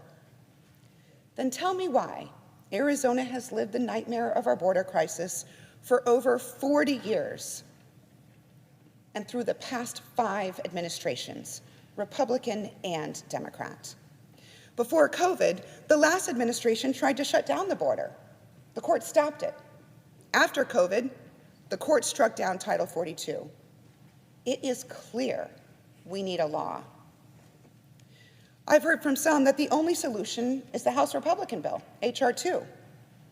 To them, I'd point out that our bill, unlike H.R. 2, actually includes penalties for those who try to cross the border when it's shut down, creating a one-year bar for anyone who tries to cross twice. H.R. 2, no consequences. H.R. 2 continues the current flawed policy that allows migrants to get work permits without any asylum interview. Our bill ends that. And that's why the conservative Wall Street Journal editorial board called our bill the most restrictive migrant legislation in decades. We make sure that only those actually fleeing violence and persecution can stay here and work after they pass a new, faster, tougher screening. And if someone doesn't finish the asylum process, their work permit gets taken away. H.R. 2, silent. H.R. 2 doesn't even fund new detention beds, guys. H.R. 2, another example of all talk and no action. So if you want to spin the border crisis for your own political agendas, go right ahead. If you want to continue to use the southern border as a backdrop for your political campaign, that's fine. Good luck to you. But I have a very clear message for anyone using the southern border for staged political events. Don't come to Arizona. Take your political theater to Texas. Do not bring it to my state. Because in Arizona, we're serious. We don't have time for your political games. We are not interested in you posing for the cameras. In Arizona, we are busy. Just ask Cochise County ranchers David and Tina Thompson. They live in the reality of our broken border every time that migrants attempt to break into their home. Ask Bisbee City Council member Leslie Johns, who had to open the doors of the town city council building and clear out the chambers for migrants to sleep on the floor after they were released into a tiny town with no shelter and just one bus stop. Or ask Yuma farmer John Bolts, who does his best to manage his farm despite the lettuce crops constantly trampled by migrants crossing his produce fields. Or ask Bernadette Nez, the manager of Why Not Travel convenience store in Y, Arizona, who lost thousands of dollars every day before Christmas while the Lukeville port of entry was closed. Or ask Sierra Vista Mayor Clea McCaw, who lays in bed at night scared that his teenage daughter could die in one of the daily, deadly, high-speed chases of teenagers smuggling drugs and people from the border up to Phoenix and next into your state. Or ask Bisbee Mayor Ken Budge, who is pleading with each and every one of you to understand how your political games hurt border towns like his. As he said yesterday, I am saddened after all these months. Now some senators have second thoughts about this from both parties. I would like to ask any of them to reverse their roles and trade places with me, how they would like to live in my home as a helicopter circled my home at 6:30 in the morning for about an hour, as was the case today. This is life in my border state. This is Arizona. Earlier this week, it was noted that while facts on the border haven't changed, the politics in the country have changed. I guess that's it. The politics changed. 3 weeks ago, everyone wanted to solve the border crisis. Yesterday, no one did. For 4 months, we were stymied on action to support our allies and stand up to Putin's illegal war. For 4 months, we've been unable to move forward, unable to defend democracy overseas because of the urgent need to secure our border. And then suddenly, in the last 48 hours, the border no longer matters. Some in this chamber say, let's just drop it. Hey, let's wait for the election. Let's sort this out in the next Congress. Let's move on. Arizona can't move on. You here can decide this crisis is over. But the crisis is still real in my state, and it will be tomorrow, and the next day, and the next day. You know, I usually end my speeches by calling on the better angels of our nature. When we work together, we can solve problems. We did that here. And you decided no. You decided you don't even want to debate it. You don't want to amend it. You don't want to tackle the problem. Partisanship won. The Senate has failed Arizona. Shameful. I yield back. Majority Leader. First, I thank the senator from Arizona for her strong, courageous, and heartfelt words. Now, briefly, Madam President, senators have a chance to show precisely where they stand. Are they for border security, or are they not? The choice is plain and simple, and this vote will show precisely who is serious about securing the border and who is not. We hope our Republican colleagues, so many of whom know this is the right thing to do, will not bend to the wishes of Donald Trump, who only wants chaos. Now, Madam President, I ask unanimous consent that the mandatory quorum call for the cloture motion on the motion to proceed to H.R. 815 be waived. Is there an objection? Without objection. The clerk will report the motion to invoke cloture. Cloture motion. We, the undersigned senators, in accordance with the provisions of Rule 22 of the Standing Rules of the Senate, do hereby move to bring to a closed debate on the motion to proceed to calendar number 30, H.R. 815, an act to amend Title 38, United States Code, and so forth, and for other purposes, signed by 17 senators. By unanimous consent, the mandatory quorum call has been waived. The question is it the sense of the Senate that debate on the motion to proceed to H.R. 815, an act to amend Title 38 United States Code to make certain improvements relating to the eligibility of veterans to receive reimbursement for emergency treatment furnished through the Veterans Community Care Program and for other purposes shall be brought to a close. The yeas and nays are mandatory under the rule. The clerk will call the roll. Ms. Baldwin, Mr. Barrasso, Mr. Bennett, Mrs. Blackburn, Mr. Blumenthal, Mr. Booker, Mr. Bozeman, Mr. Braun, Mrs. Britt, Mr. Brown, Mr. Budd, Ms. Butler, Ms. Cantwell, Mrs. Capito, Mr. Cardin, Mr. Carper, Mr. Casey, Mr. Cassidy, Ms. Collins, Mr. Coons, Mr. Cornyn, Ms. Cortez Masto. Thanks. Mr. Cotton, Mr. Kramer, Mr. Crapo, Mr. Cruz, Mr. Daines, Ms. Duckworth,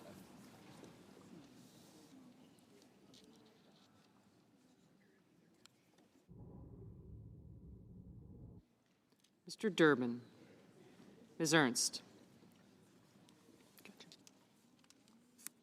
Mr. Fetterman, Mrs. Fisher, Mrs. Gillibrand, Mr. Graham, Mr. Grassley, Mr. Haggerty, Ms. Hassan, Mr. Hawley, Mr. Heinrich, Mr. Hickenlooper, Ms. Hirono, Mr. Hoven, Mrs. Hyde-Smith, Mr. Johnson, Mr. Kane,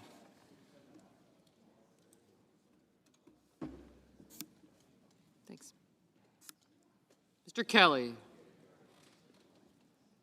Mr. Kennedy, Mr. King, Ms. Klobuchar,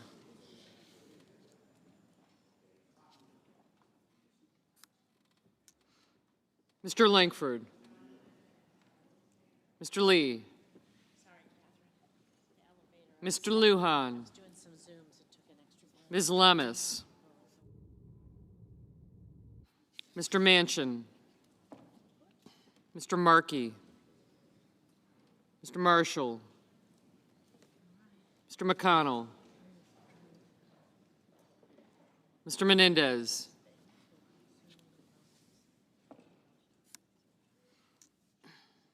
Mr. Merkley.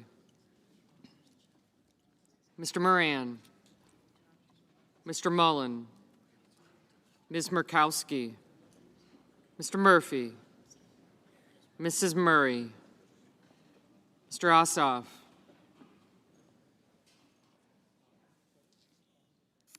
Mr. Padilla. Mr. Paul. Mr. Peters.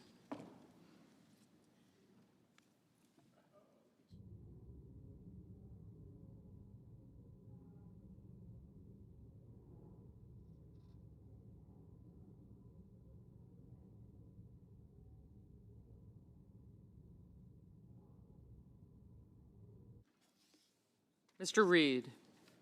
Mr. Ricketts. Mr. Risch. Mr. Romney. Ms. Rosen. Mr. Rounds. Mr. Rubio. Mr. Sanders. Mr. Schatz. Mr. Schmidt. Mr. Schumer.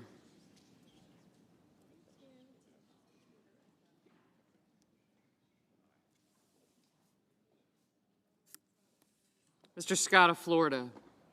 Mr. Scott of South Carolina. Mrs. Shaheen. Ms. Sinema.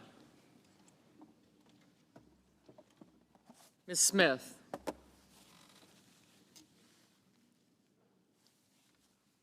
Ms. Stabenow. Mr. Sullivan. Mr. Tester. Mr. Thune, Mr. Tillis, Mr. Tuberville, Mr. Van Hollen,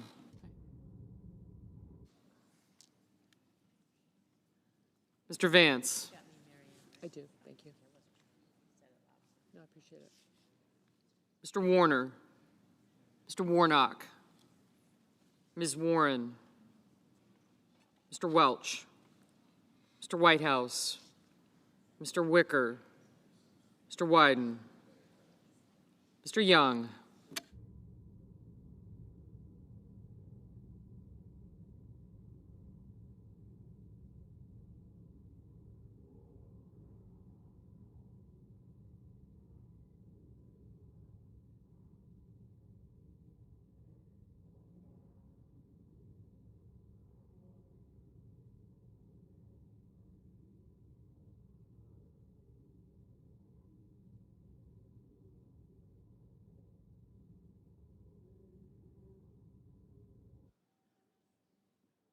Senators voting in the affirmative: Cantwell, Cortez Masto, Durbin, Klobuchar, Lankford, Murray, Rosen, Schatz, Sinema, Stabenow, and Whitehouse.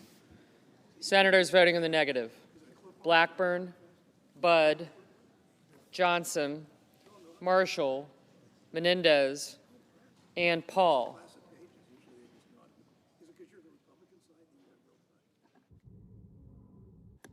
Mr. Brown, aye.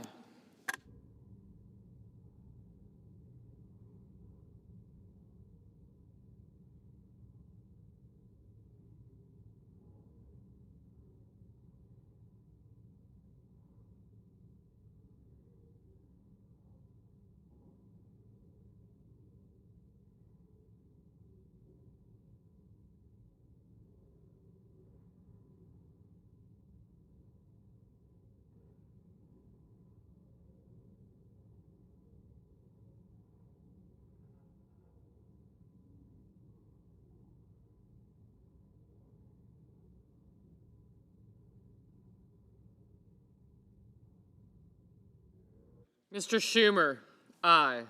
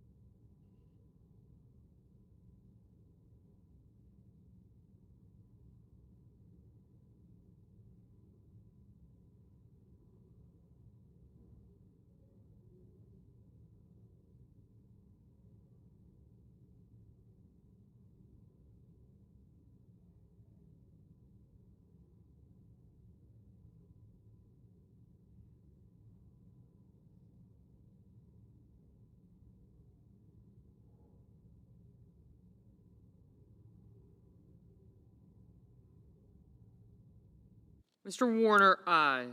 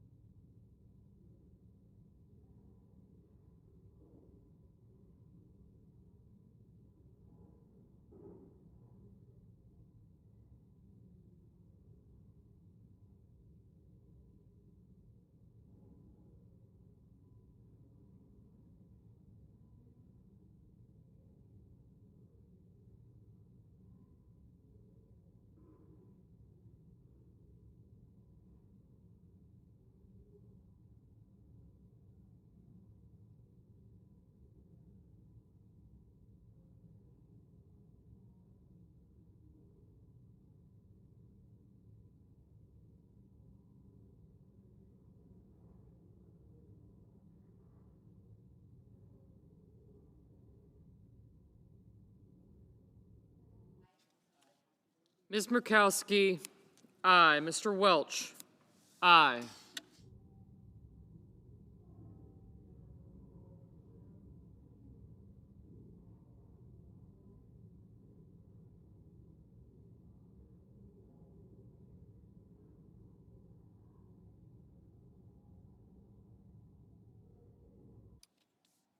Ms. Duckworth, aye.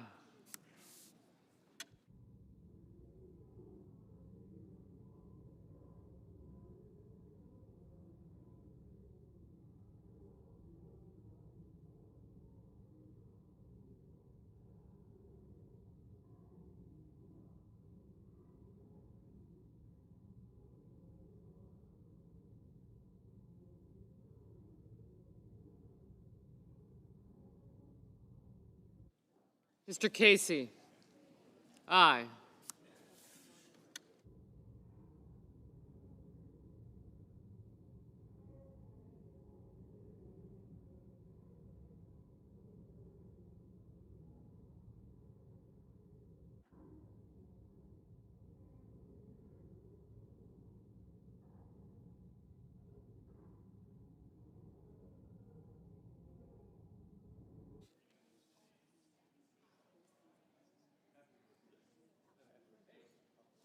Mr. Carper, aye. Mr. Peters, aye.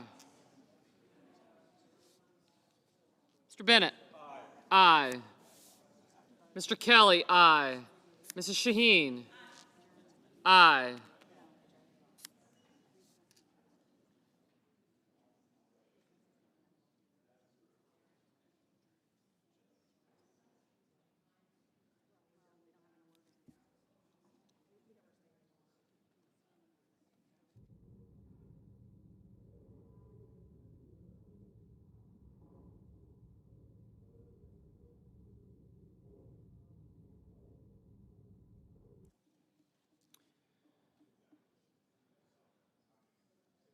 Ms. Hassan, aye.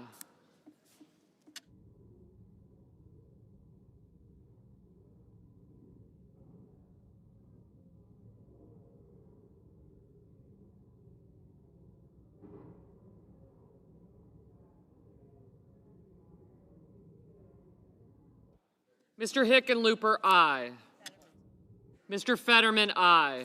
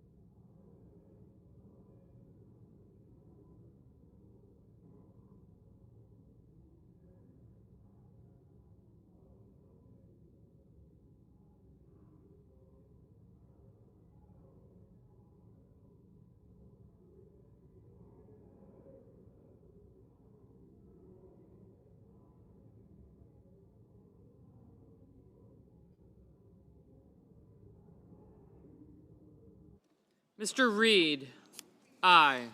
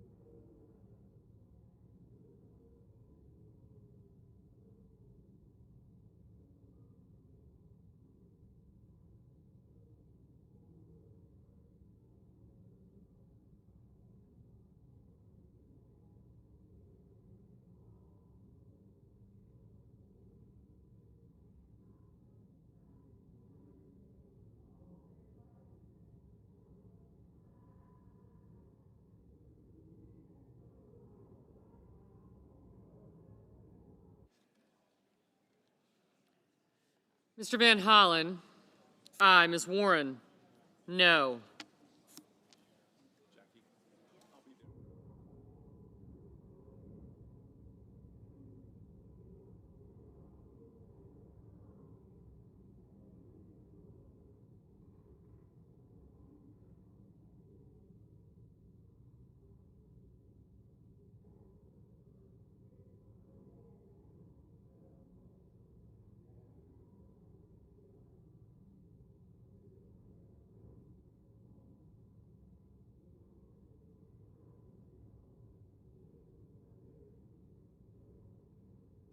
Mr. Markey, no.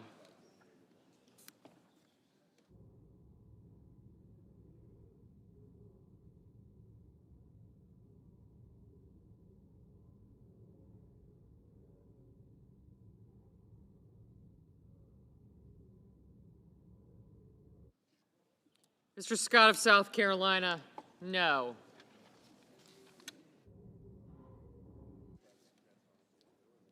Mr. King, aye.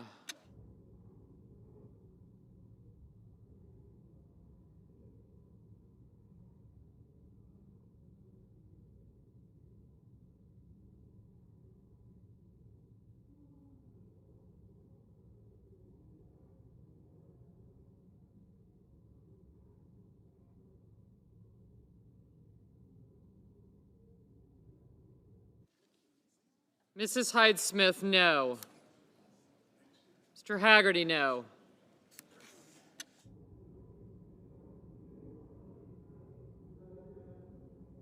Mr. Tester, aye.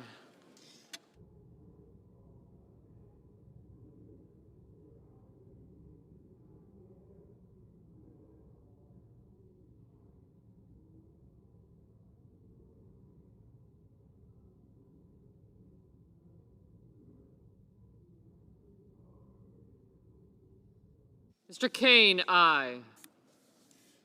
Thanks.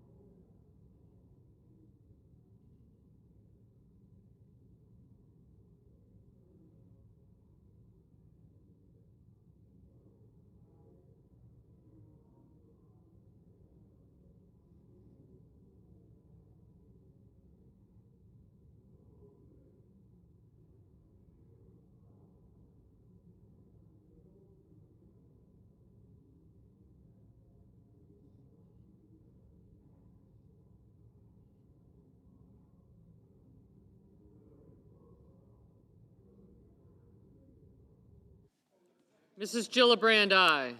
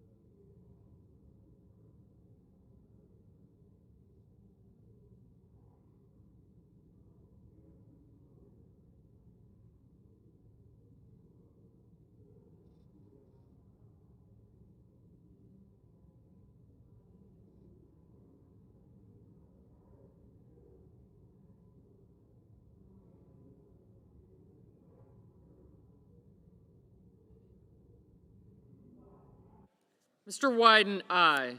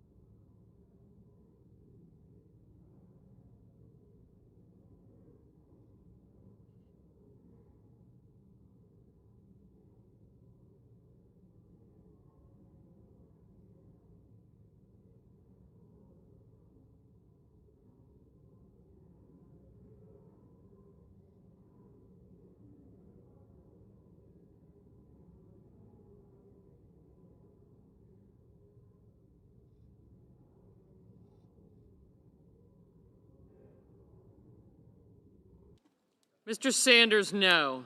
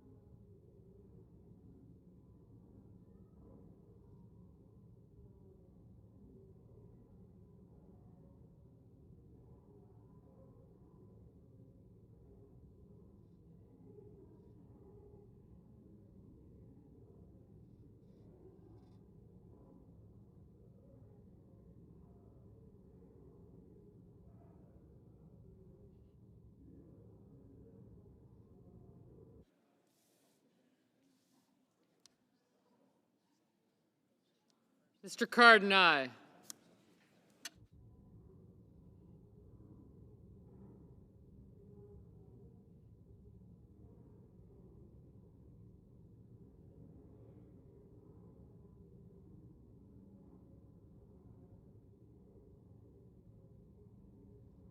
Mr. Warnock, aye.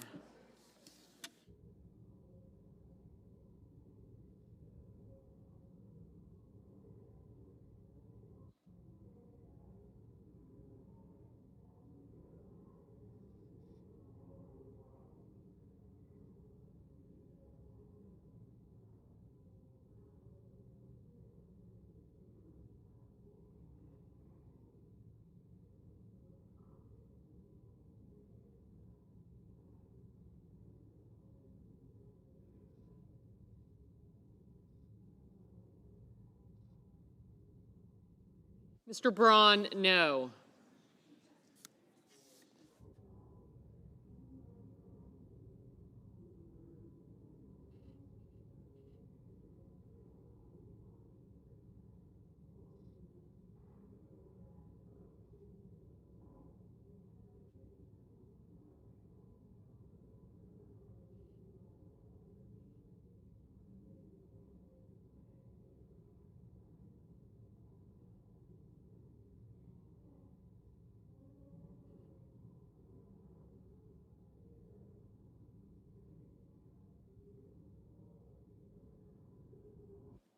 Mr. Boozman, no.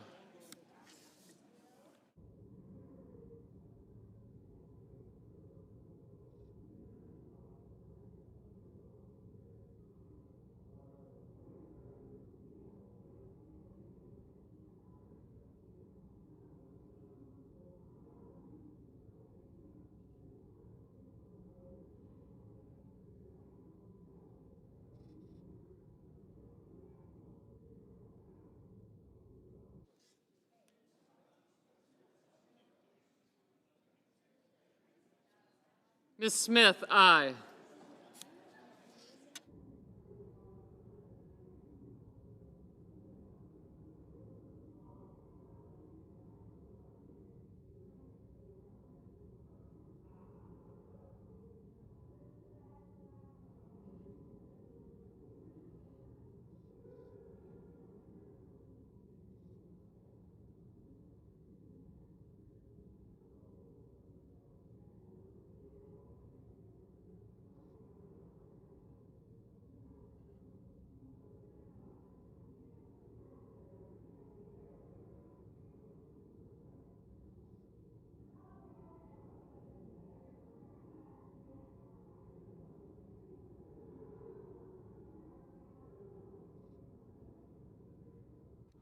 Mrs. Britt, no.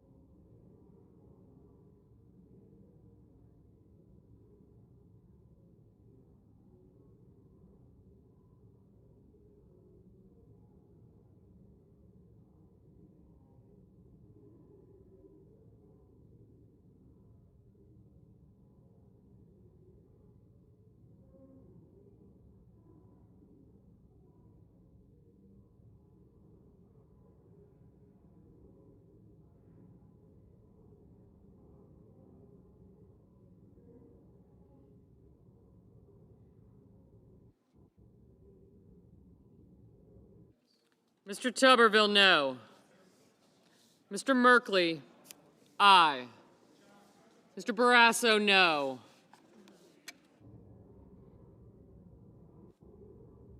Mr. Blumenthal, aye.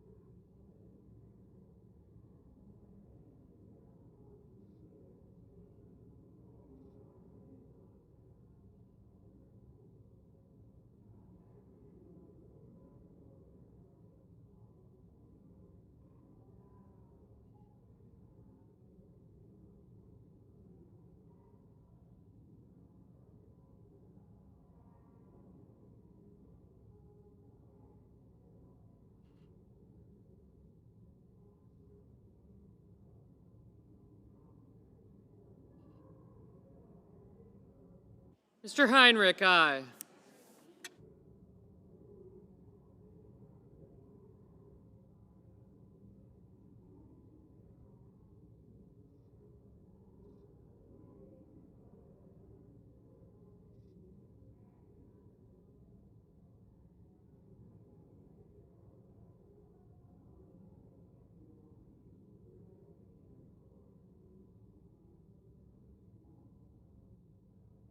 Mr. Padilla, no.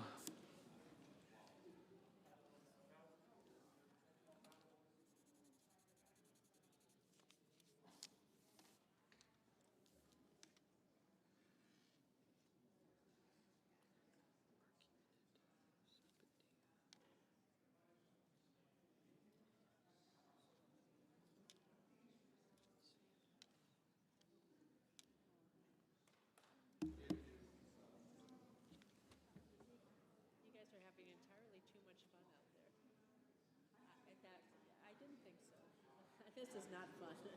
Well, this is not fun. 5 Democrats.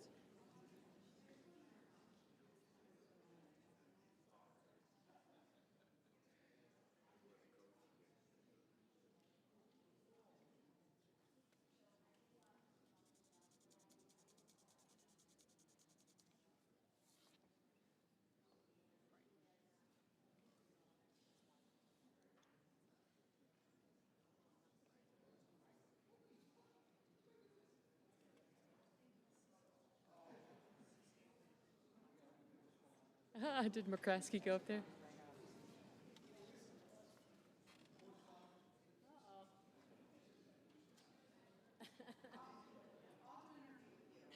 I'll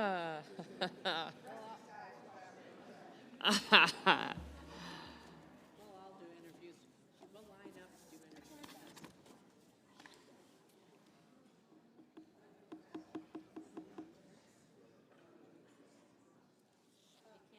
Can't help people who don't want to help themselves. Always remember that. Mr. Murphy, aye.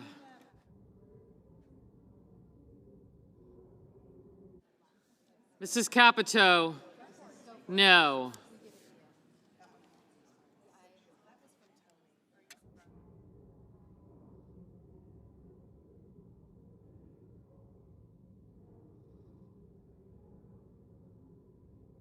Mr. Hawley, no.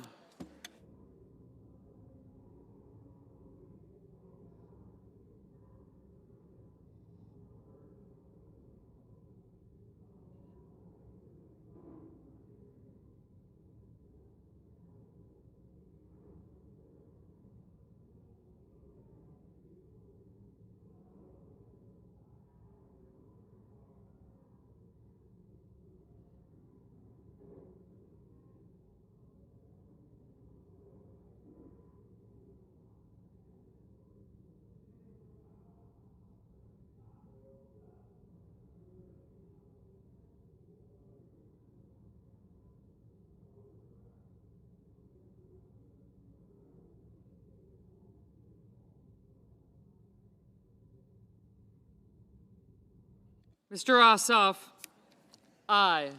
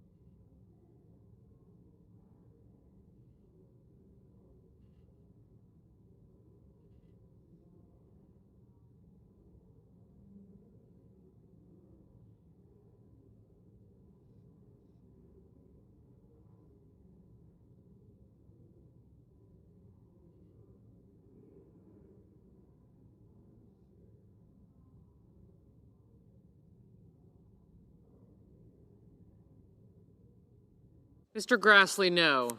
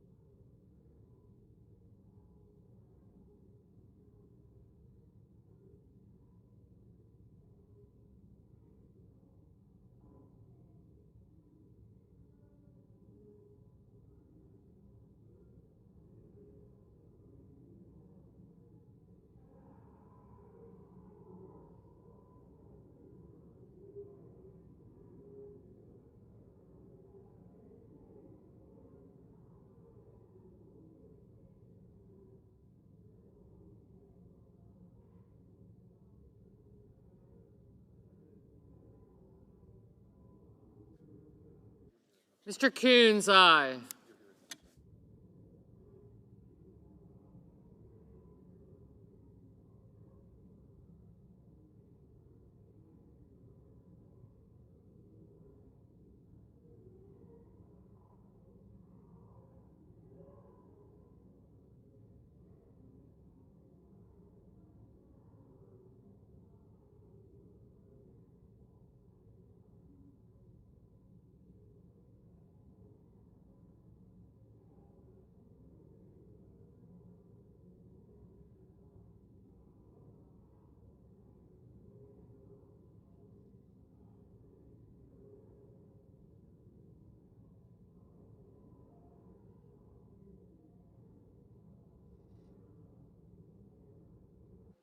Mr. Crapo, no.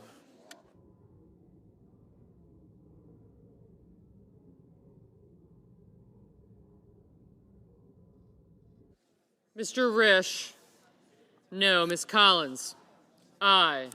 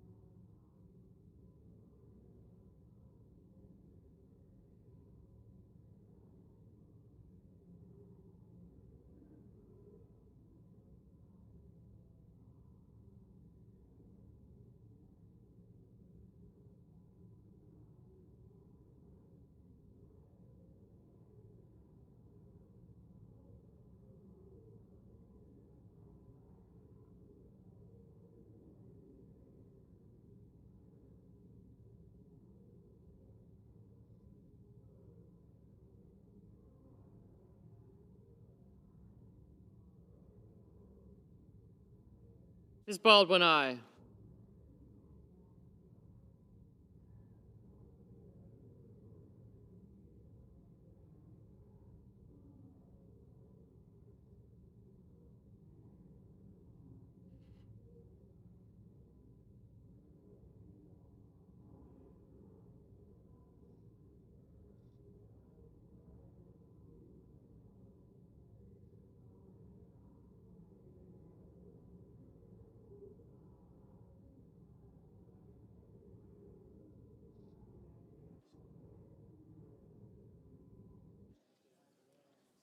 Mr. Scott of Florida, no.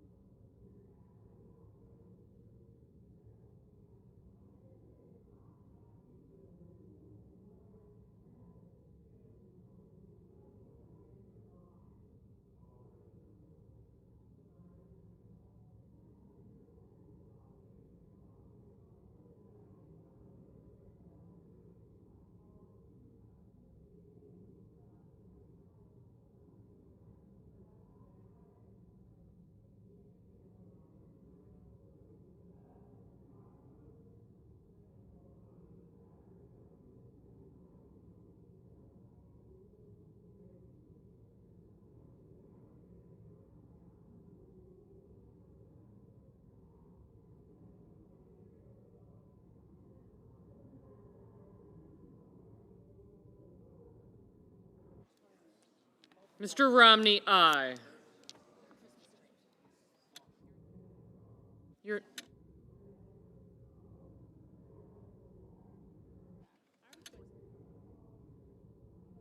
Mr. Tillis, no.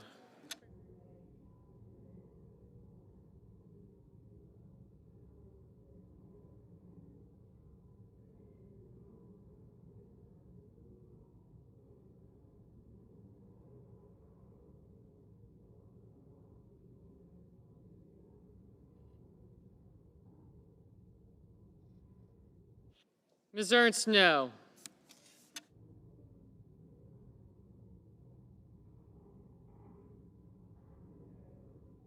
Mr. Moran. No.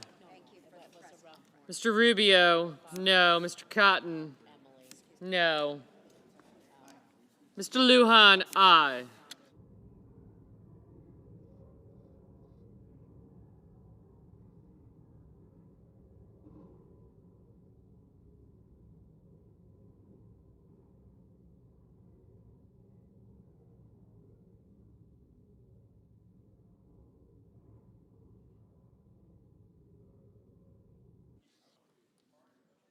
Mr. Schmidt, no.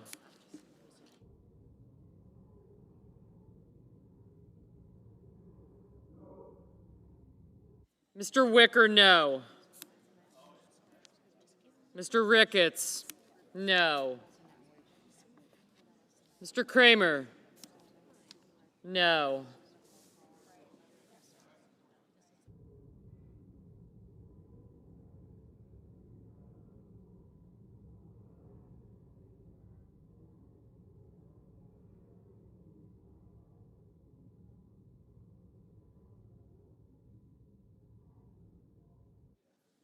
Mr. Daines, no.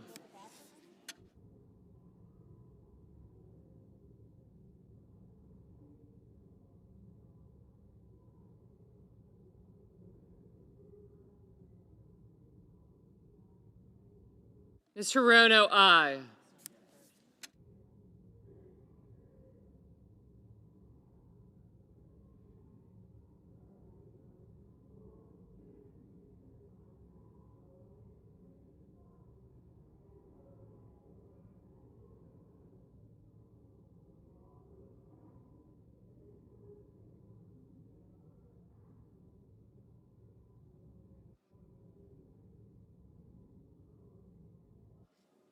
Mr. Young, no.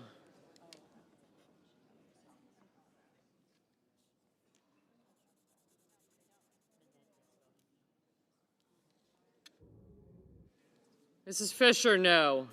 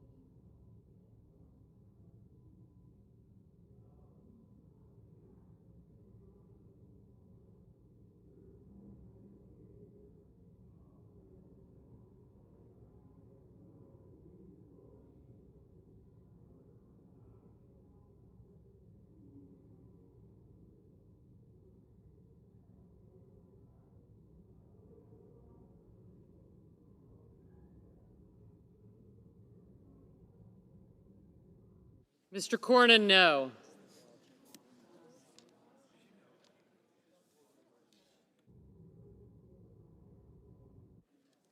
Mr. Kennedy, no. Mr. Mullen, no.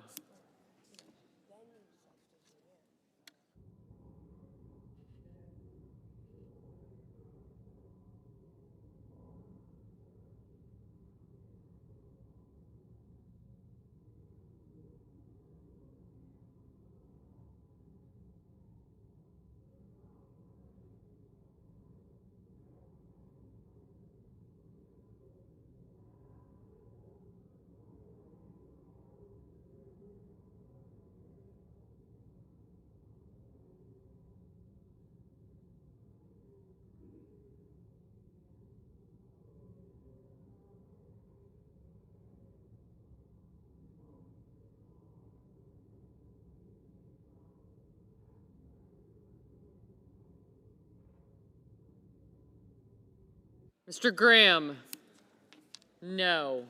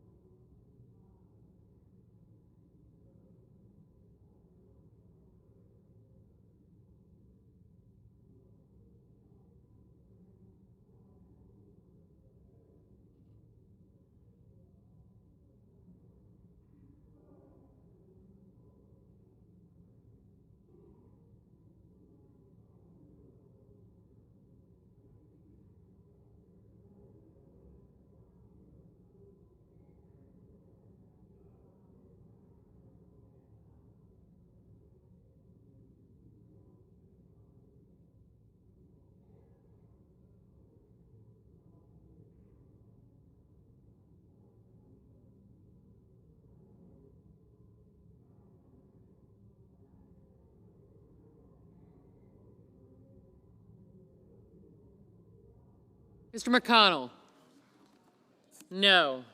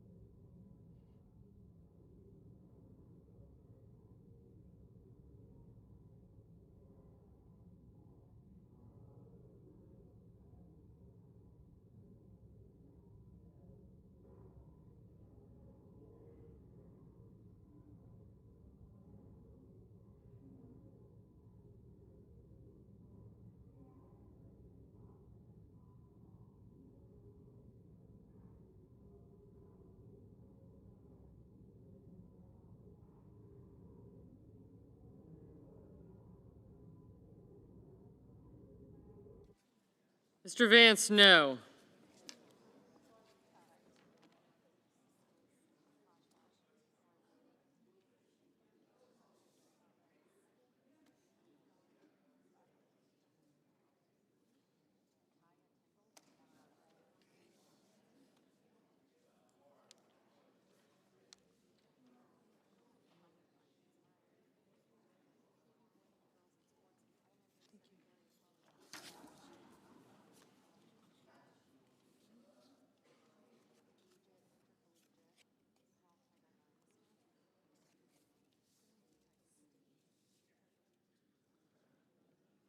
Mr. Hoven, no.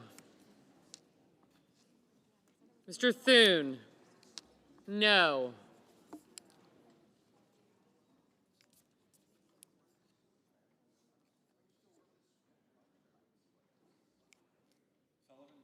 Mr. Sullivan, no.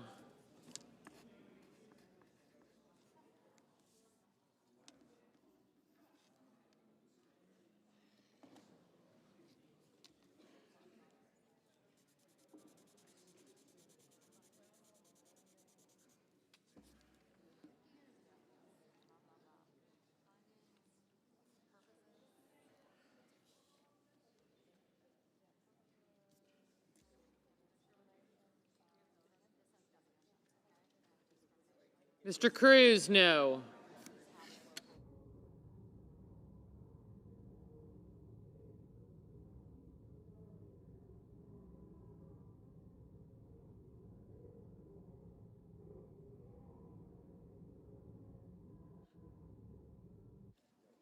Mr. Lee, no.